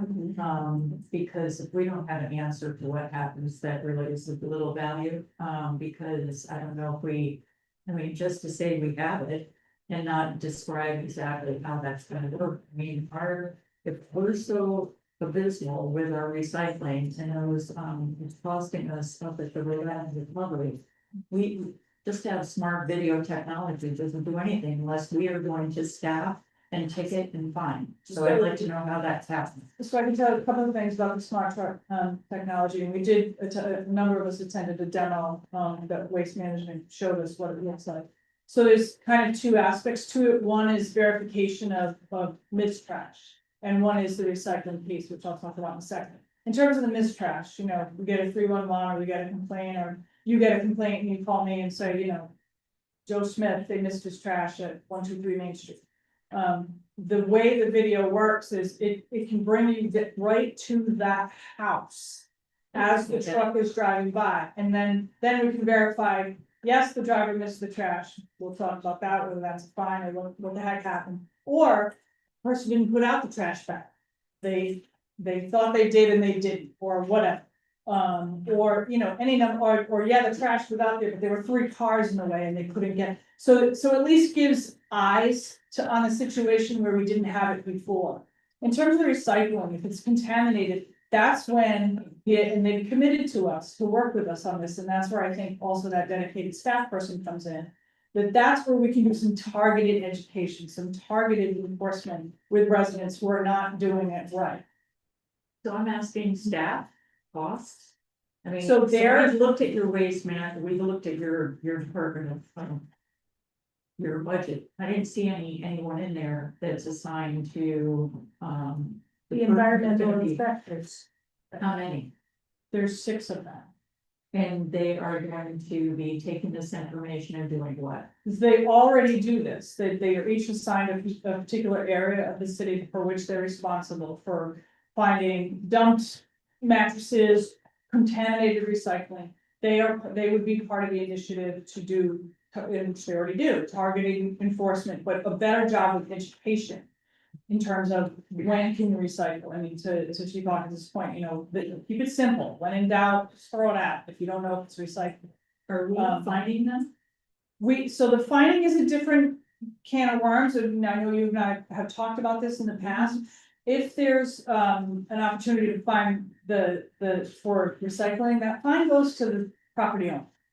And the property owner is often not the tenant, and the property owner can live out of state or out of the city, or it can be a corporation that owns these houses that they rent out. And frankly, those fines have no teeth, because they learn pretty quickly, if you don't pay the fine, nothing happens.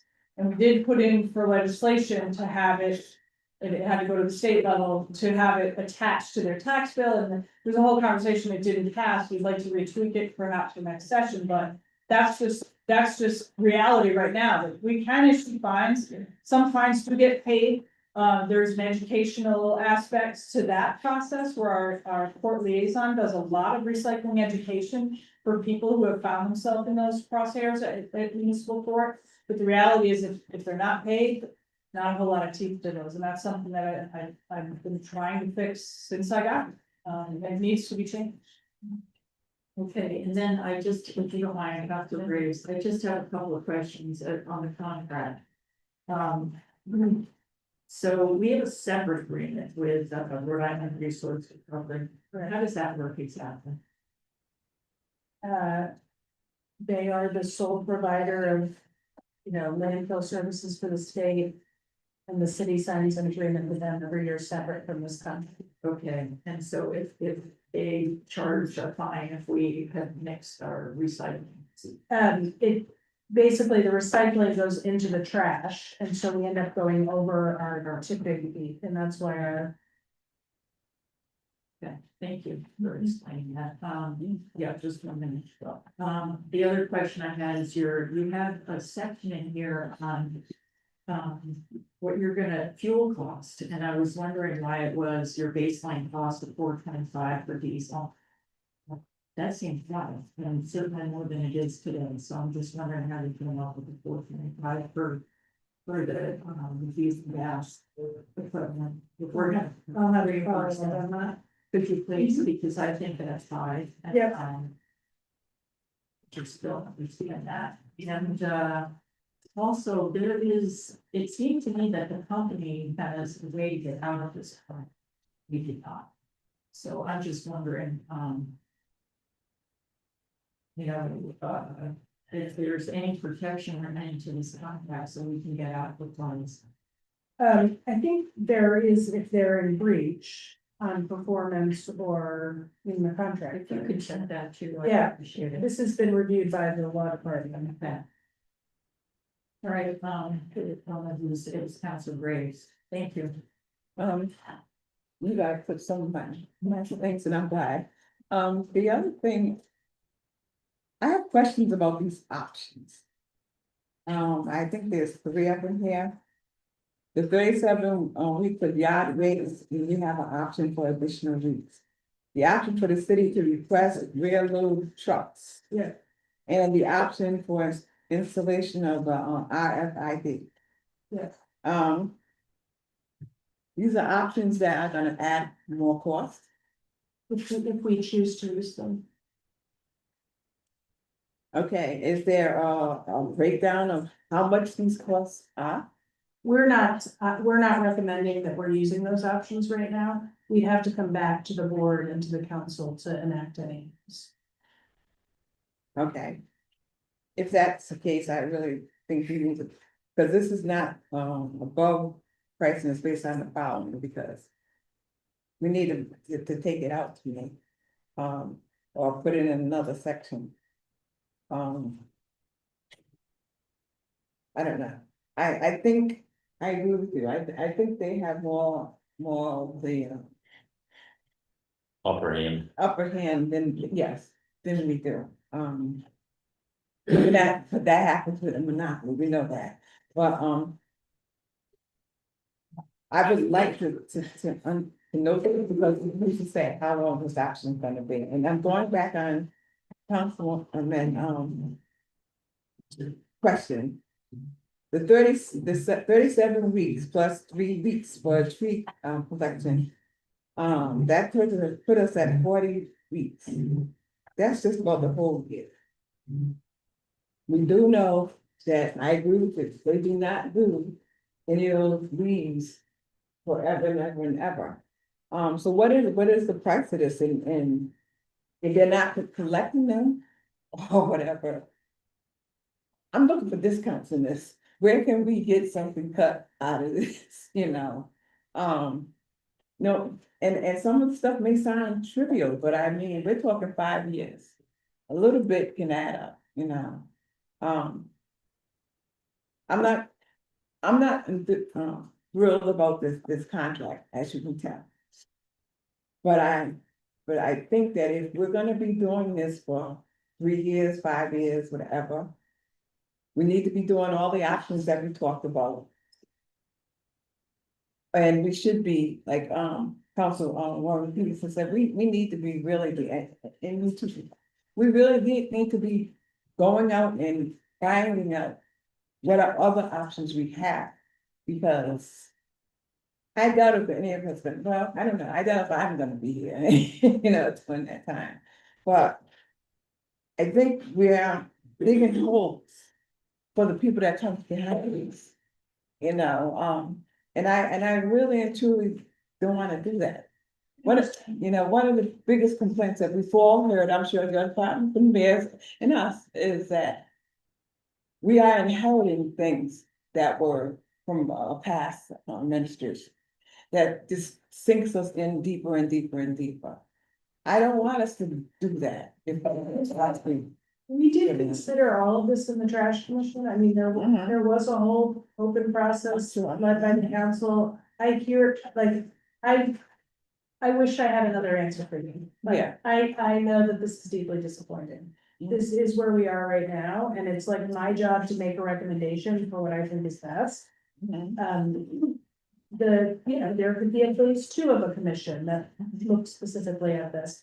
I reached out to other companies and asked that, we're allowed to do that. I made sure people knew that the bid was out there. The upfront cost that you have to make in something like this is so much, and our market isn't that big, that a lot of the big companies don't want to come in. And so, that is where we are.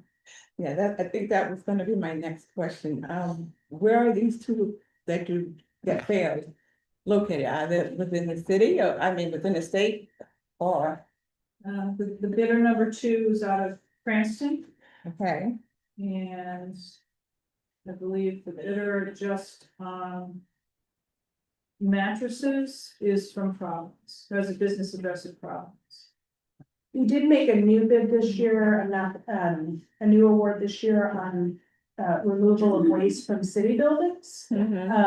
That went to a smaller business that was trying to make itself in the market, and that transition was hard. But we worked through it,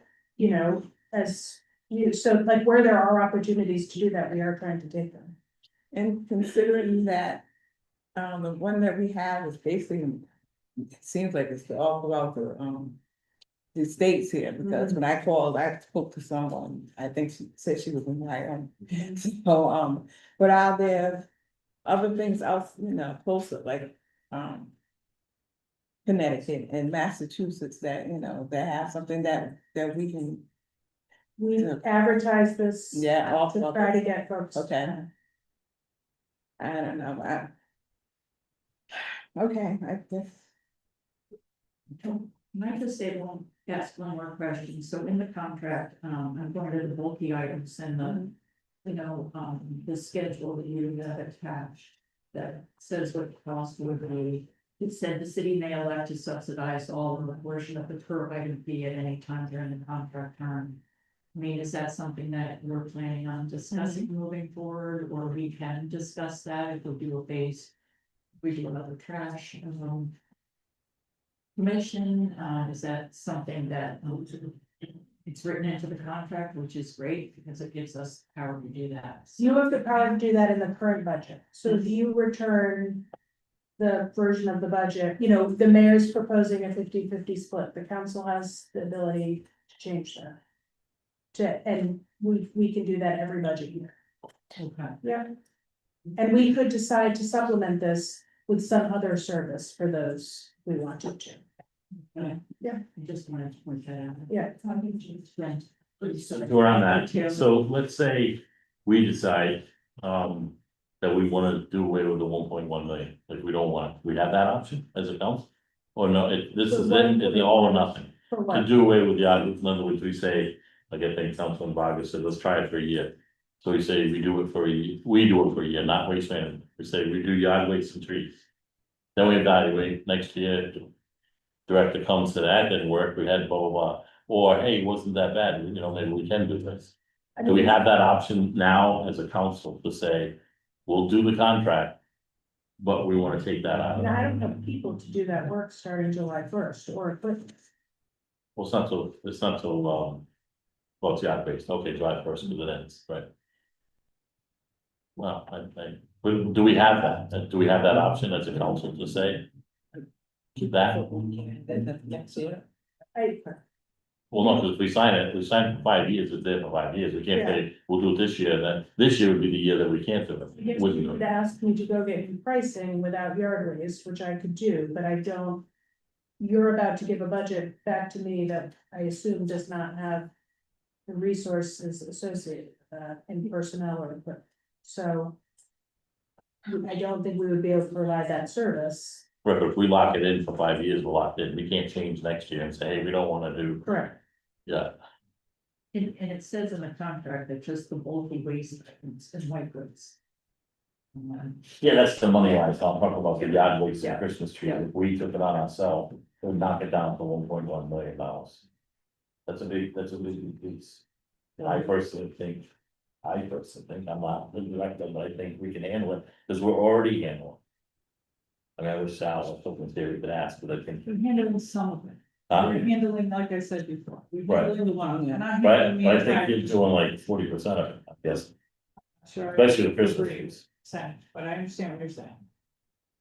Okay, Counselor Ingerbach. Thank you. I just have one, it's a question, because you mentioned that, like 6 environmental folks who are on point for this. I remember when we talked about this contract a year ago or 2 years ago, whenever that was, the last time we had it. One of the problems that was identified with it from the last administration was there's no one like eagle-eyeing it. Who from your team is like the point on waste management? How's that? It's your mouth. Okay, yes. Thank you. How long have we been working with waste management? What were we doing for that different company? We went back and forth between.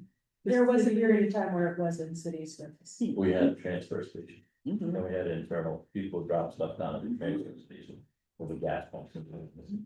Which we should actually have to do, but the argument is we don't have the room, I would say.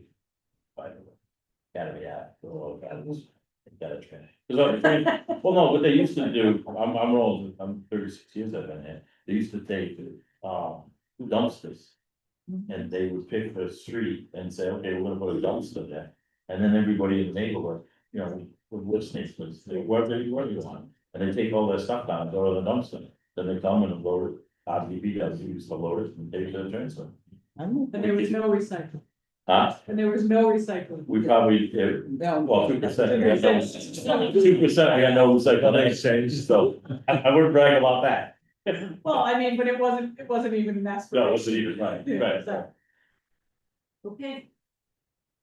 Questions? Yes. Just a comment, and I hope, you guys, I mean, understand, I mean, I definitely understand how difficult this, situation is, we obviously don't have a lot of options. What's like the most, I guess concerning part for me, and I know it's a lot of administrative work and, staff time to do analysis and compare data. But as is with our current financial struggles as a city, it's hard for me to approve this contract without having more than this page to show my neighbors, like, we're doing our due diligence as a city. And looking at other options, including bringing it in-house. Without having more to show for and. Cause like I mentioned, we're gonna be, nothing's gonna change in our region in terms of a new player in town. Like Waste Management has shown that they've locked it in and they're not really gonna let anyone else take over. And they have the full authority to do that under our current business regulation laws. But I wanna show my neighbors that these are steps taken to actually explore bringing the service in-house, because that's literally the only other, in my opinion, with the information I have, viable option. Didn't spend a lot of time on that and just talked about in the report, like, there was a work done on this stuff also, so. Chief, do you know, cause last time I spoke to Councilwoman Ryan, when she opposed contract, do you know if that has changed? She opposed the contract? Is she support of this waste management? I don't speak for counselor. She, I don't speak for her. that's like, I didn't know she had been here, would be here tonight. Yeah, I mean, that's like the whole, like, On that commission. other. Obviously, has the past, but. Yeah, I mean, it seemed a little odd to not have the commission go through public works, and, but I mean, obviously, that's a decision that. Not matter at this point in time. Okay, any other questions, comments? Okay, we have several options, as you know. I'm gonna take the easy way out. I'm gonna make a motion because we're holding it up and we only got one. I'm gonna make a motion that we get it out of committee with no recommendation. Other than that, I'm gonna vote no. I don't want to do that, but I wanna at least get it out to the committee, maybe we can vent it more, I mean, full body. Vent it more and let the floor decide. And I feel uncomfortable with five of us making this decision because. I don't think one of us sitting here said something positive about it. And I don't wanna say no, because then what? What do we do if we don't pass this? Is it, like, what happens July 1st? We got no trash pickup? Correct. Well, let me Yeah, ask. so there are two things. Well, is there a second? Well, all right, the three things are, refer without a recommendation, recommend denial, recommend approval. And the other thing is continue, but I don't know that we're gonna have any more information. Like next week in order to make the decision. So anyway, you have a motion, refer without a recommendation, so, is there a second?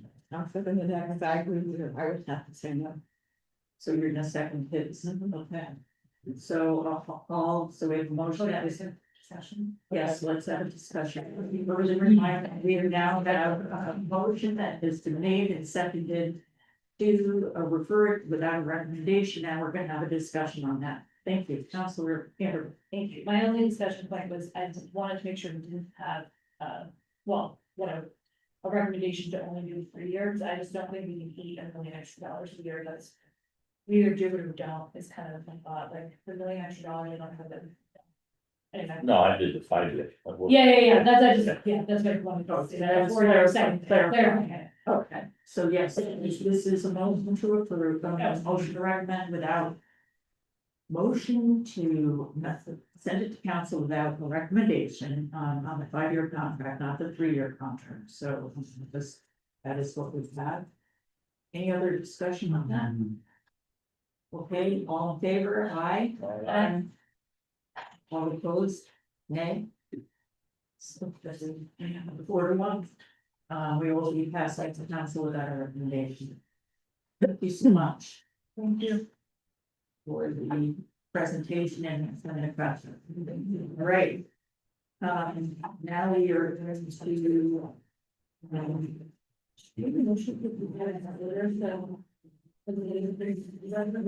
Well, I don't think that's in the picture. Yeah, I'm sorry, yes. Mr. Justo is again saying the bartender. So I think we'll have a clerk, please read the next I think it's on the agenda. An ordinance amending chapter 23 street sidewalks in public places. And chapter 25 water and sewers to amend various permit fee amounts. And I am so sorry that I asked you to read that now. I'm going to ask you, I would like to, if possible, take items 3 through 6 to discuss and after.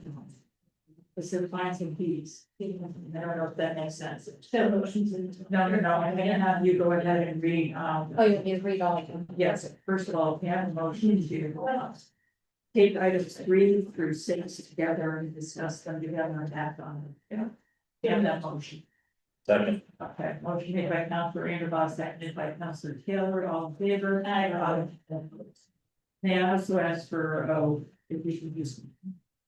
Madam Clerk, please read on items 4, 5, and 6 then, please. Number 4, an ordinance amending chapter 10 food and food products and chapter 14 licenses to amend various permit fee amounts. Number 5, an ordinance amending chapter 15 motor vehicles in traffic amending sections 15-2 penalties for traffic violations. Number 6, an ordinance amending chapter 4 animals and fowl. Okay, and we have a substitute for agenda item number 5, which I am going to mark as exhibit number That's gonna be Three. 3. Exhibit number 3, may I have a motion? So, Second. sorry. Okay, motion made by Councilor Anderson, seconded by Councilor Sanchez, all in favor? Aye. Okay, so.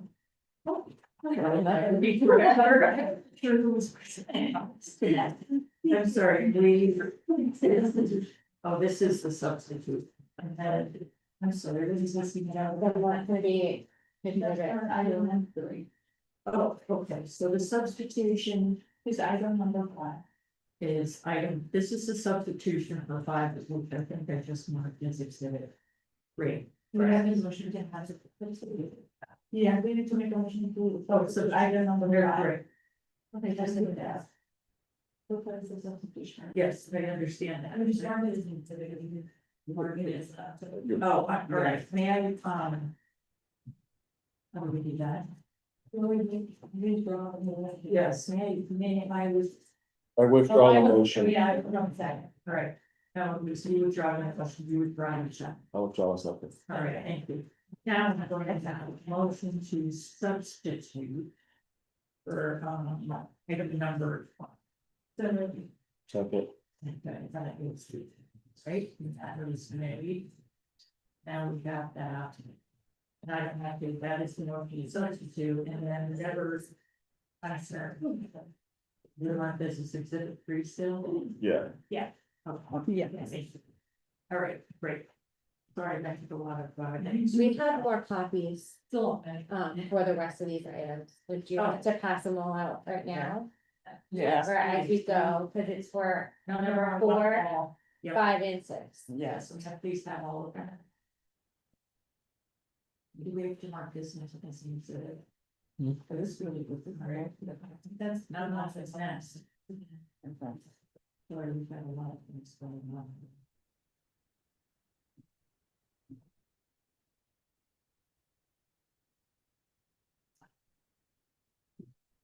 There's a students too, yeah, there's students that she's a machine. So it's the one, yeah, that's one, these are all people. Okay.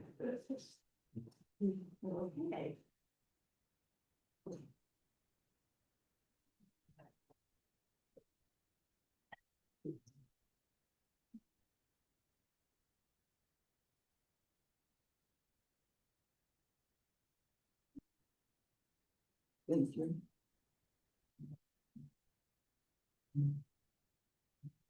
Thank you. Thank you very much. Thank you. What else is that? Yeah. Okay, so this package. I'm so sorry. This is supposed to be part of that package. Yes, so there are 1, 2, 3, 4 spreadsheets in total. There should be 3 packets. One is gonna be for the Board of Licenses Department, one is for the Department of Public Works, and then one is labeled, is for the Police Department, but animal control, which does roll up to the Police Department, is included in the paper clip. Spreadsheet. Okay. Right, I am going to mark, I have to most of these, I think, we've already marked that. For, Yes. this is for executive rates. Yeah. So we have, so there's four different ones. So we have number 3, the one is for DPWs, which is no item. If I wrote something all together. This one's different Oh, than it is the it? ones that we just got. Okay, all right, so that's exhibit 3. I will mark everything that you just handed out as exhibit 4. Everything's together. There's still some, on there, I think. No, I was like, okay, so everything is on the same. Everything that we're getting right now is going to be exhibit 3. The motion. Okay, let's see,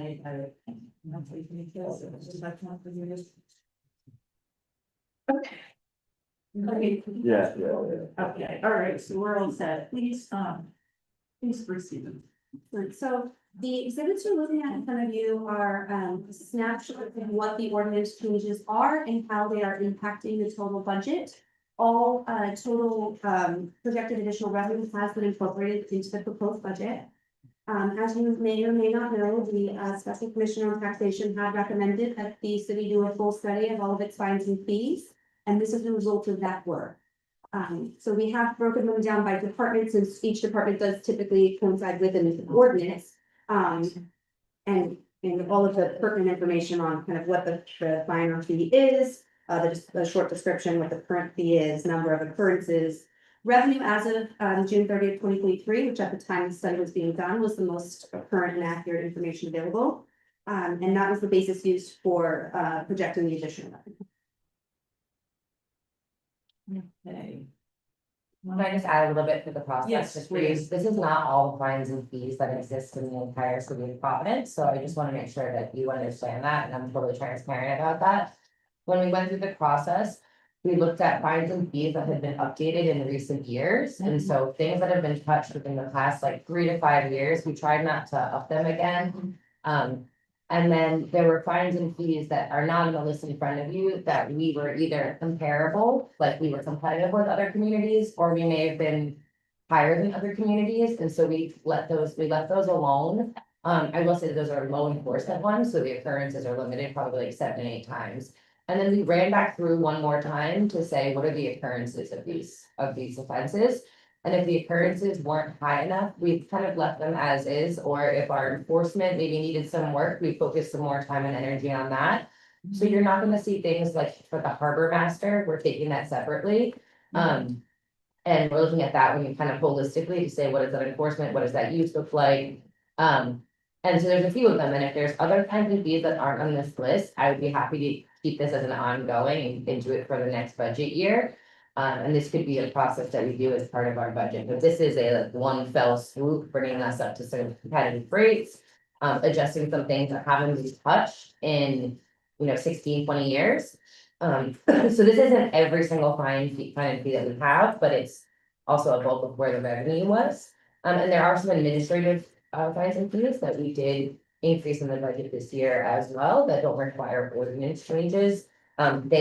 They increased revenue by $166,000, so it's not the bulk of what you're saying, what's the attitude ordinance.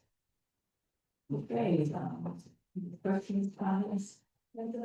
Yes. One, thank you for doing this, and I'm excited about all this, because I think it brings us to like more modern day pricing. The only question I have is why on the list we have on the police one, there's 3 that are on the list that we didn't change, and it's parking on a sidewalk, parking in a tow zone, and parking in a marked crosswalk, and like why those stayed the same.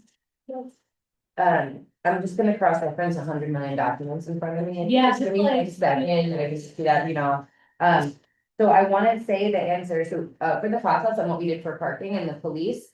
I actually brought this to the council staff, we brought them our chart, we said, here's where we have. Yeah. Yes. Yeah, of course. What? You got this one. Yeah, we should just hear you. Can you please raise your right hand? Do you solemnly promise to further that this is your message the truth of I do. Can you please say your name and purpose of reference? Brendan Welch, Los Angeles City Council Office. Yeah. Randy, you have something to add?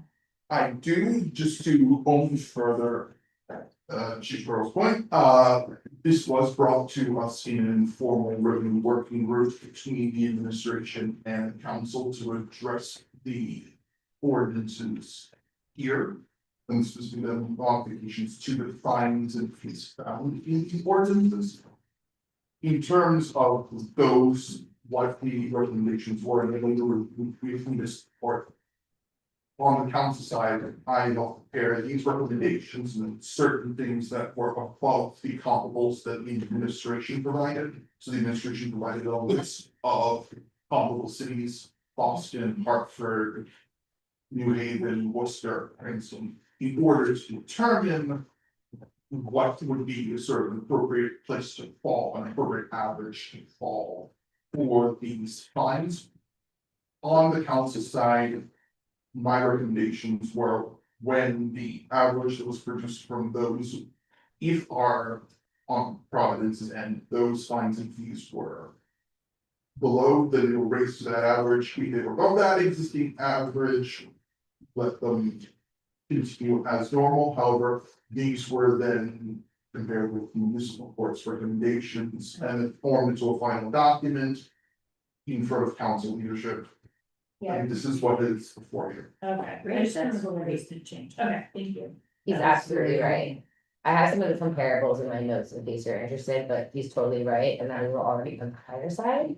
So our cities around us are either exactly on par with us, or maybe a little bit under, around $75 for those 100 items. Thank you. Yes, Councilor Grace, did you have a question? I'm not really even sure what we got, but. Yeah, okay, does the one for,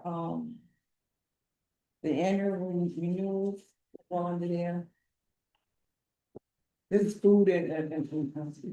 Oh, the food, food explanation, is that what you're looking for? Yeah, it's section, 2, I mean, 14, Food license? yeah. So that falls in, are we gonna be going into that? Okay, Yes, we're discussing all of them, so. okay, I have a question about. That section 2, because it went from $50 to $500. And there's another one that did the same thing. That's a huge, yeah, those are huge jump. I mean, I think we should charge more, but. Sorry, I'm not looking at the ordinance. What was the question? This is the valet license. Oh, the valet license? Yeah, I'm sorry, I'm Okay. like you, I got too I many was like, papers in front of me. Okay, No. okay, so for the valet license, what was your question? There's 2 of them in this section. Yeah. And both of them went from $50 to $500. Yep. That was a very steep jump. I just wanted to know what was the reasoning behind. Yeah, sure. So that's also looking at comparables. So Boston has a different type of program, which I'm not saying that we should always call Boston. Boston is much bigger than us. But they actually charge per month for their valet per square, per spaces that you're taking up. And it would be far more than $500. And in often cases, if you're taking up 2, sometimes 3, we didn't want to do that per use, but the enforcement of valet is really expensive. And I'll let one speak at all about that, but just so you know, I recently tried to pull our licenses and we had a very few actual valet licenses. It makes difficult enforcement for the police. So we spend a lot of staff time analyzing the application, going out to make sure that they actually have the physical space to do valet, making sure and confirming that they have places to park their vehicles that are not Providence public parking spots. So there's hours of time that go in on the front end of saying, can you even have a valet license? A lot of the adjustments that you're seeing are also accounting for all of the staff time that goes into just reviewing and approving their application, but also enforcing that law. And anything with a spot, anything else you wanted to add? No, that's spot on. That's spot on. And, you know, and in addition to that, I just want to piggyback that, you know, they have to submit a route plan where they're parking the cars and how they're bringing those cars back when the folks are ready to retrieve their vehicles. So, yeah, Does that answer your question, Councilor Briggs? Somewhat, I just wonder if we can do this in some type of phase, because I really do think $50 for $500 is the extreme. Is that relative to this Yeah. question? Yes, Councilor Cynthia. It's just a comment. I know some of the conversations I was involved in around these fees were to try to target people that can afford it. So Okay. most businesses, Federal Hill, that's where a lot of these licenses are pulled, are in better shape to pay the severe increase. When in greater scheme of things, it's not such a severe increase compared to similar cities around us, what they charge. So it is a high jump. Let's not deny that, but in the greater scheme of what Boston, what New Haven folks are paying for that license, it's pretty low still. Yes, and Councilor Anderson. In the conversation about you, it's mostly that we've been like really undercharging them based on like more or less so than like it is a jump, but they've been getting this discount for a long time. I just wanna add, I'm going back to my notes from our process, I have no evidence that we've ever increased the valet fee. So if there was one that was not in an ordinance prior to going through that ordinance, I'm unaware of that, but I have no reason to believe in our life we've ever actually increased the valet fee since we've established that ordinance. Councilor Taylor. So Emily, I know we've talked on this several times, and I did some Hartford, Connecticut, and Baltimore, Maryland, and try to equal the same. The thing I don't see on here, I'm kind of disappointed that I wanted to see on here was the commercial trucks that are parked all over the Thank residential streets. Yeah. We charge $30 a day in Hartford, Connecticut. The first violation is $250, the second is $500, and in Baltimore, same thing, $250 and $500.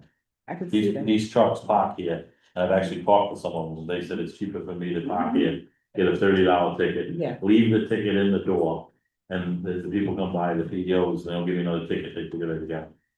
Yeah, so you're asking for a separate one for commercial vehicles? Yeah, any commercial vehicle, whether it's the box trucks or Yep.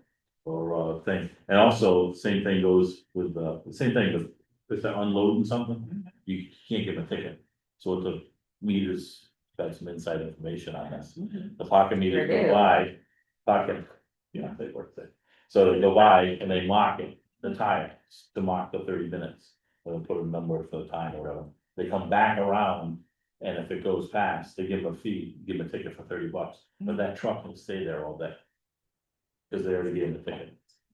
Where the other one would give it, in Hartford, they give the $250, they come back around, $500. So, but we all know, I mean, I got so many trucks that are parked on the street and a $30 fine, I mean, $250, I think will send a message. Cause I know 30 is not. Yeah, I understand that 30 is not persuasive, and that is why folks often are parking in expired meters or standing areas as well, and we made an effort to increase the fees. I'm happy, as I said, I'm happy to continue exploring these if we wanted to do something. From my work on weight limits, I know a lot about trucks and enforcement there, and so there's folks in our traffic bureau that could help us with that. We've been doing a lot of work around, trying to do a lot of work around the enforcement of the idling of those trucks per the new ordinance. And so this also could be something that we could try to tackle with an ordinance if you all have an appetite for that, but I'm happy to continue to pursue that and bring you back a proposal that was something specific to it. I was gonna check with the traffic bureau as to how they would enforce it, but I'm confident that something. So how would that look? Who would want us to pass these and then you would amend? And after the amendment?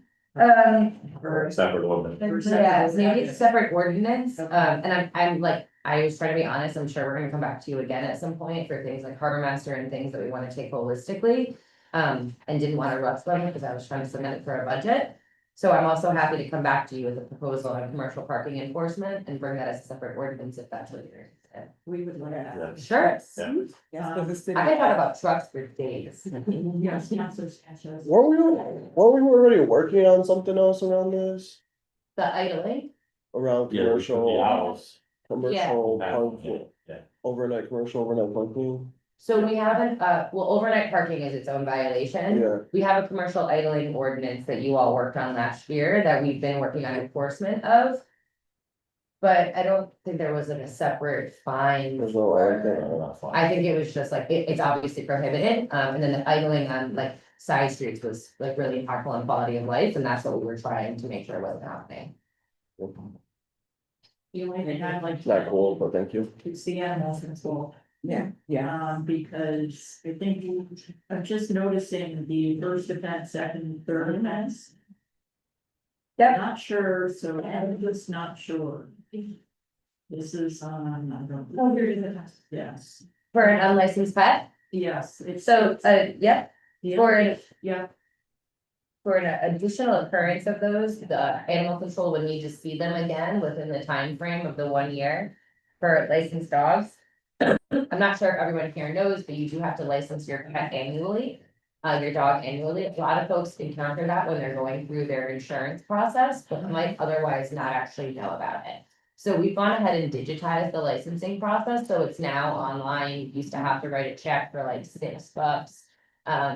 And so we digitized that whole process to make it easier, but what Erica has said is that the reason that the occurrences are so low on those secondary offenses is because when they get a dog and it's not licensed, they try to do that on the spot.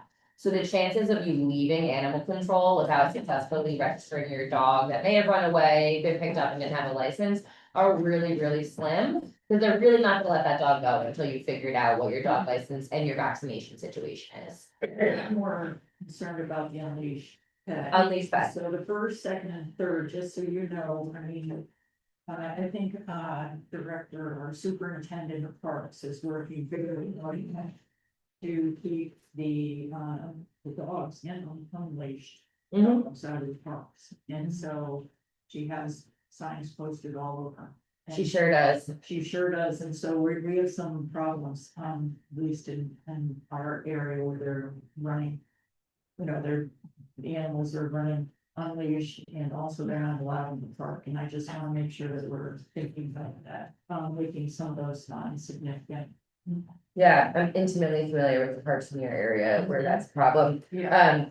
So this is just comes down to difficult enforcement, and so Okay. we've talked through this, like someone would actually have to witness the dog not on a leash. In order to administer it. It's much like dog poop, which I now know too much about, but it's a problem with the enforcement and our ability to enforce. We've talked to some other communities on how they've done animal waste to see if they have a better option than us, besides constant surveillance of these properties. It's not a really easy solution. It's more the dogs running wild in the parks where the Yeah, kids are and where the sports are being practiced and people are having a terrible time. Holes in the field and the kids are Yeah. playing ball and they're falling in the holes and Yeah, it's just yeah, there's concern about animals just not being on a leash and not knowing how they're gonna respond to Right, other exactly. people or animals. It's scaring the destroying the fields and scaring the children. I'm just gonna say, it's just something to think about. For sure. Be any charter, if anything changed in the future. With that, you know, we have a lot going on, and certainly these fees were included in the budget we just reviewed and are considering, so does anyone have a motion? Second. Second. Motion All to yes. approve item, agenda items 3. You have, Number 5 as amended. Oh, yeah, so sorry. 3 through 5, 4, 5. Okay, thank you. And that second one, Aye. okay, so motion made by Councilor Handerville, second. Taylor, all in favor? All opposed. I think last thing we have is ours, we have our word licenses on the end of that. Because we have some plans, so I'm going to ask for voting. Motion to waive the readings of 7 through 11. And So second. A motion made by Councilor Taylor, second by Councilor Graves, all in favor? All opposed, so we are now going to we are now going to talk about changes that are made to the board licenses. It seems we have a lot of questions that were unanswered the last time we met, so I'm happy that we can have an application. With that, I think we have a new Is this a new item that we're, marking? No, this is the same presentation that It's there's the the same. name. So you're, okay, so we'll just use this for. Okay. So, we've already heard the presentation. I think our question was for the organization and, exactly, I think we were, as I recall, please correct me if I'm wrong, but we did have some questions as to how this reorganization, separation, licensing and vital statistics, vital records, is that right? If anyone on that may help me with this. We did have some clarification as to how that decision was made. Where they're being housed, and then we had a, acting administrator, licensed administrator who, not acting, but the accident is now in a different department, paid at a different salary. So I think we just wanted some clarification. Yes, and I'll say that I just want to clarify that the, acting license administrator is Mr. Jose Giusti. He is being paid in that title, and that is as a record, to my knowledge, the license administrator for the. The position that I believe you're referring to is the registrar of vital statistics title, which is something that is required to be sent to the state and certified by the city of Providence. And while this position has been in an active capacity and the reorganization has been discussed, the former director has been the person who is the registrar of record, and that is Stephanie Lopes. She does now work in the Office of Economic Development, doing small business coordinator related work. And I do expect that person's name will change once this split out is complete, if and when this split out does take place and a registrar of vital statistics is funded and built. Okay, and then, Ms. Lopes is being paid under the Office of Economic Development under different salary. Correct. And this was her salary when she was in this position. In the org chart. The salary that she is being out of the Office of Economic Development is the salary for the position she's doing, which is the Small Business Development Coordinator position. She's also receiving a stipend from the mayor's office for additional duties outside the scope of that work. And that stipend is bringing her salary in line to what she was earning when she was the licensing administrator. So there's no additional compensation, she's not taking over document compensation for the change fees. Okay, that's helpful. I'm not sure why, I don't know if we talked about that and we were here. It's been a lot of departments. Yes, it has, I'm very sad that we, had to bring Mr. Juicy back as your patient, but we also hope you helped us with something else this week. Does anyone else have any questions from this? I think the council did, so I'm not sure if there was something that you were asking about. That's gonna put me on the. Sorry to put you on this, just as I recall. Go ahead, Councilor Randall. Thank you. I have a questions that you kind of moved early on this one, and so you guys just asking this. When are we at hiring the second shift inspectors? So as of like a week or two ago, I offered the second shift position to someone. So I'm just waiting for them to stop. They can start, excuse me, they had a prior commitment, which was vacation. I'm just waiting for that to happen so that I can discuss with their, whoever they report to see when they're able to release them to me. Okay, so are they work for a different city department now? Yes, yeah, they're an external employee. And, you know, obviously there's, you know, it came up last meeting that there's 2 vacant inspector positions for second shift. But due to reasons that I'm not at liberty to discuss, we kind of had to backfill. So that's why it doesn't seem like we filled that second position, but it's because we lost the one that we had. So now I had to fill that before I can entertain, filling that second. Yeah, But they're needed. but yes. And so both funded, can you say exactly what it is, the second shift covers what area, and what do they do? So it's pretty consistent with, the one that we just offered the other individual, the position to, so it's pretty consistent with that. The only difference between the day inspector is obviously at night things shift a little bit. So they'll be doing like surveillance, They'll be working with police, they'll be sent out, it's undetermined at this time whether it'll be the same location at Rutgers University in New Jersey for the sound mitigation training and slash certification. That's subject to change, or it could be, so we didn't specify that training in the job description, specifically. However, there is a training that they'll have to take in order to take accurate, decibel readings with a decibel reader, that's calibrated.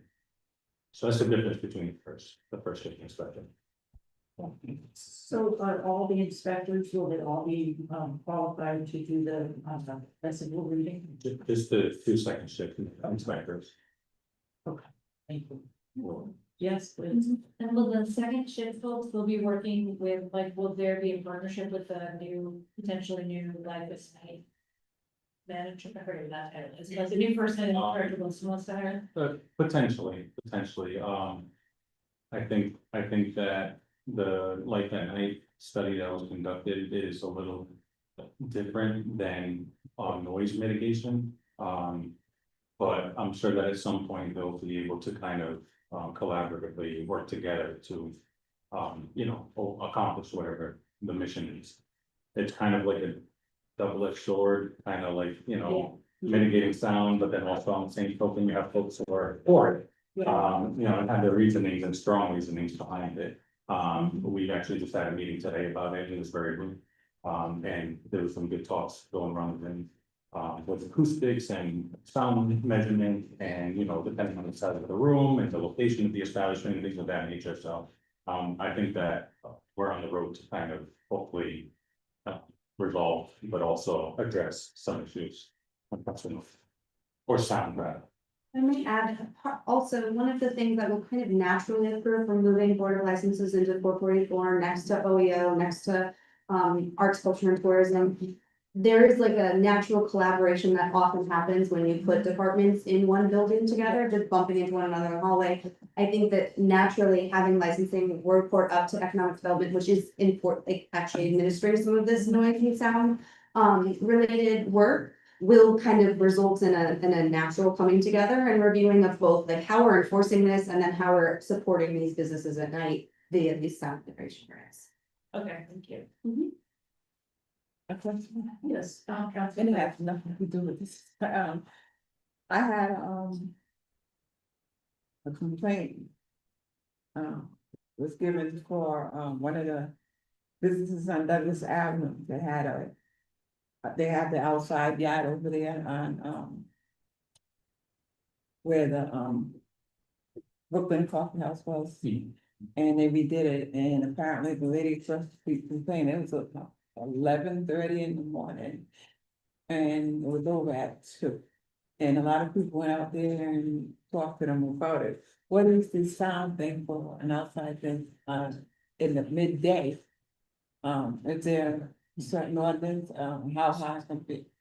So, I'm, at this time, I'm unaware of it, but usually when we receive a complaint like that, whether it's day or night, we'll send, either the first inspector to assess, or until we fill the second shift position, police. We'll send somebody from the license enforcement unit to assess and report back findings. And then I'll determine whether or not that's gonna go further before the board and how we're gonna address that. But when it comes to, this particular, incident, I looked at the zoning ordinance and I didn't see what zone the location's in. I already know that location is not zoned for live entertainment, outdoor unless we have a temporary use permit, which is issued by the zoning department. So unless you're given that, if somebody submits an application for entertainment as it stands presently, we would reject it right on the spot and communicate with the applicant. So in that area, it's not zoned for outdoor entertainment. So that should be where you took place in the first place. Because it's been there for a while, and I know they've been doing things in the backyard is done. Yeah, so So- Brooklyn Tea House, around COVID, Yeah. they just never revived the license. So it just kind of like, they didn't surrender it, they just kind of abandoned it.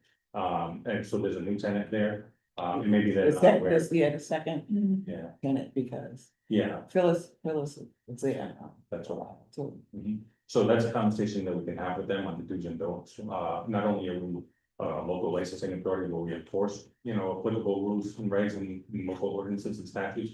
but we also like to educate and guide folks on the do's and don'ts here in the city, depending on what zone they're in. So that's something that I could definitely, either myself or have a staff member reach out and explain to them, hey, listen, we're making aware of this. Yeah, please do, because they're planning on having another event at the end of June.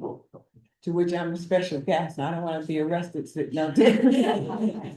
Not a ten. Be there solidarity, we need someone else. Yeah, oh, so you can go to jail with me, huh?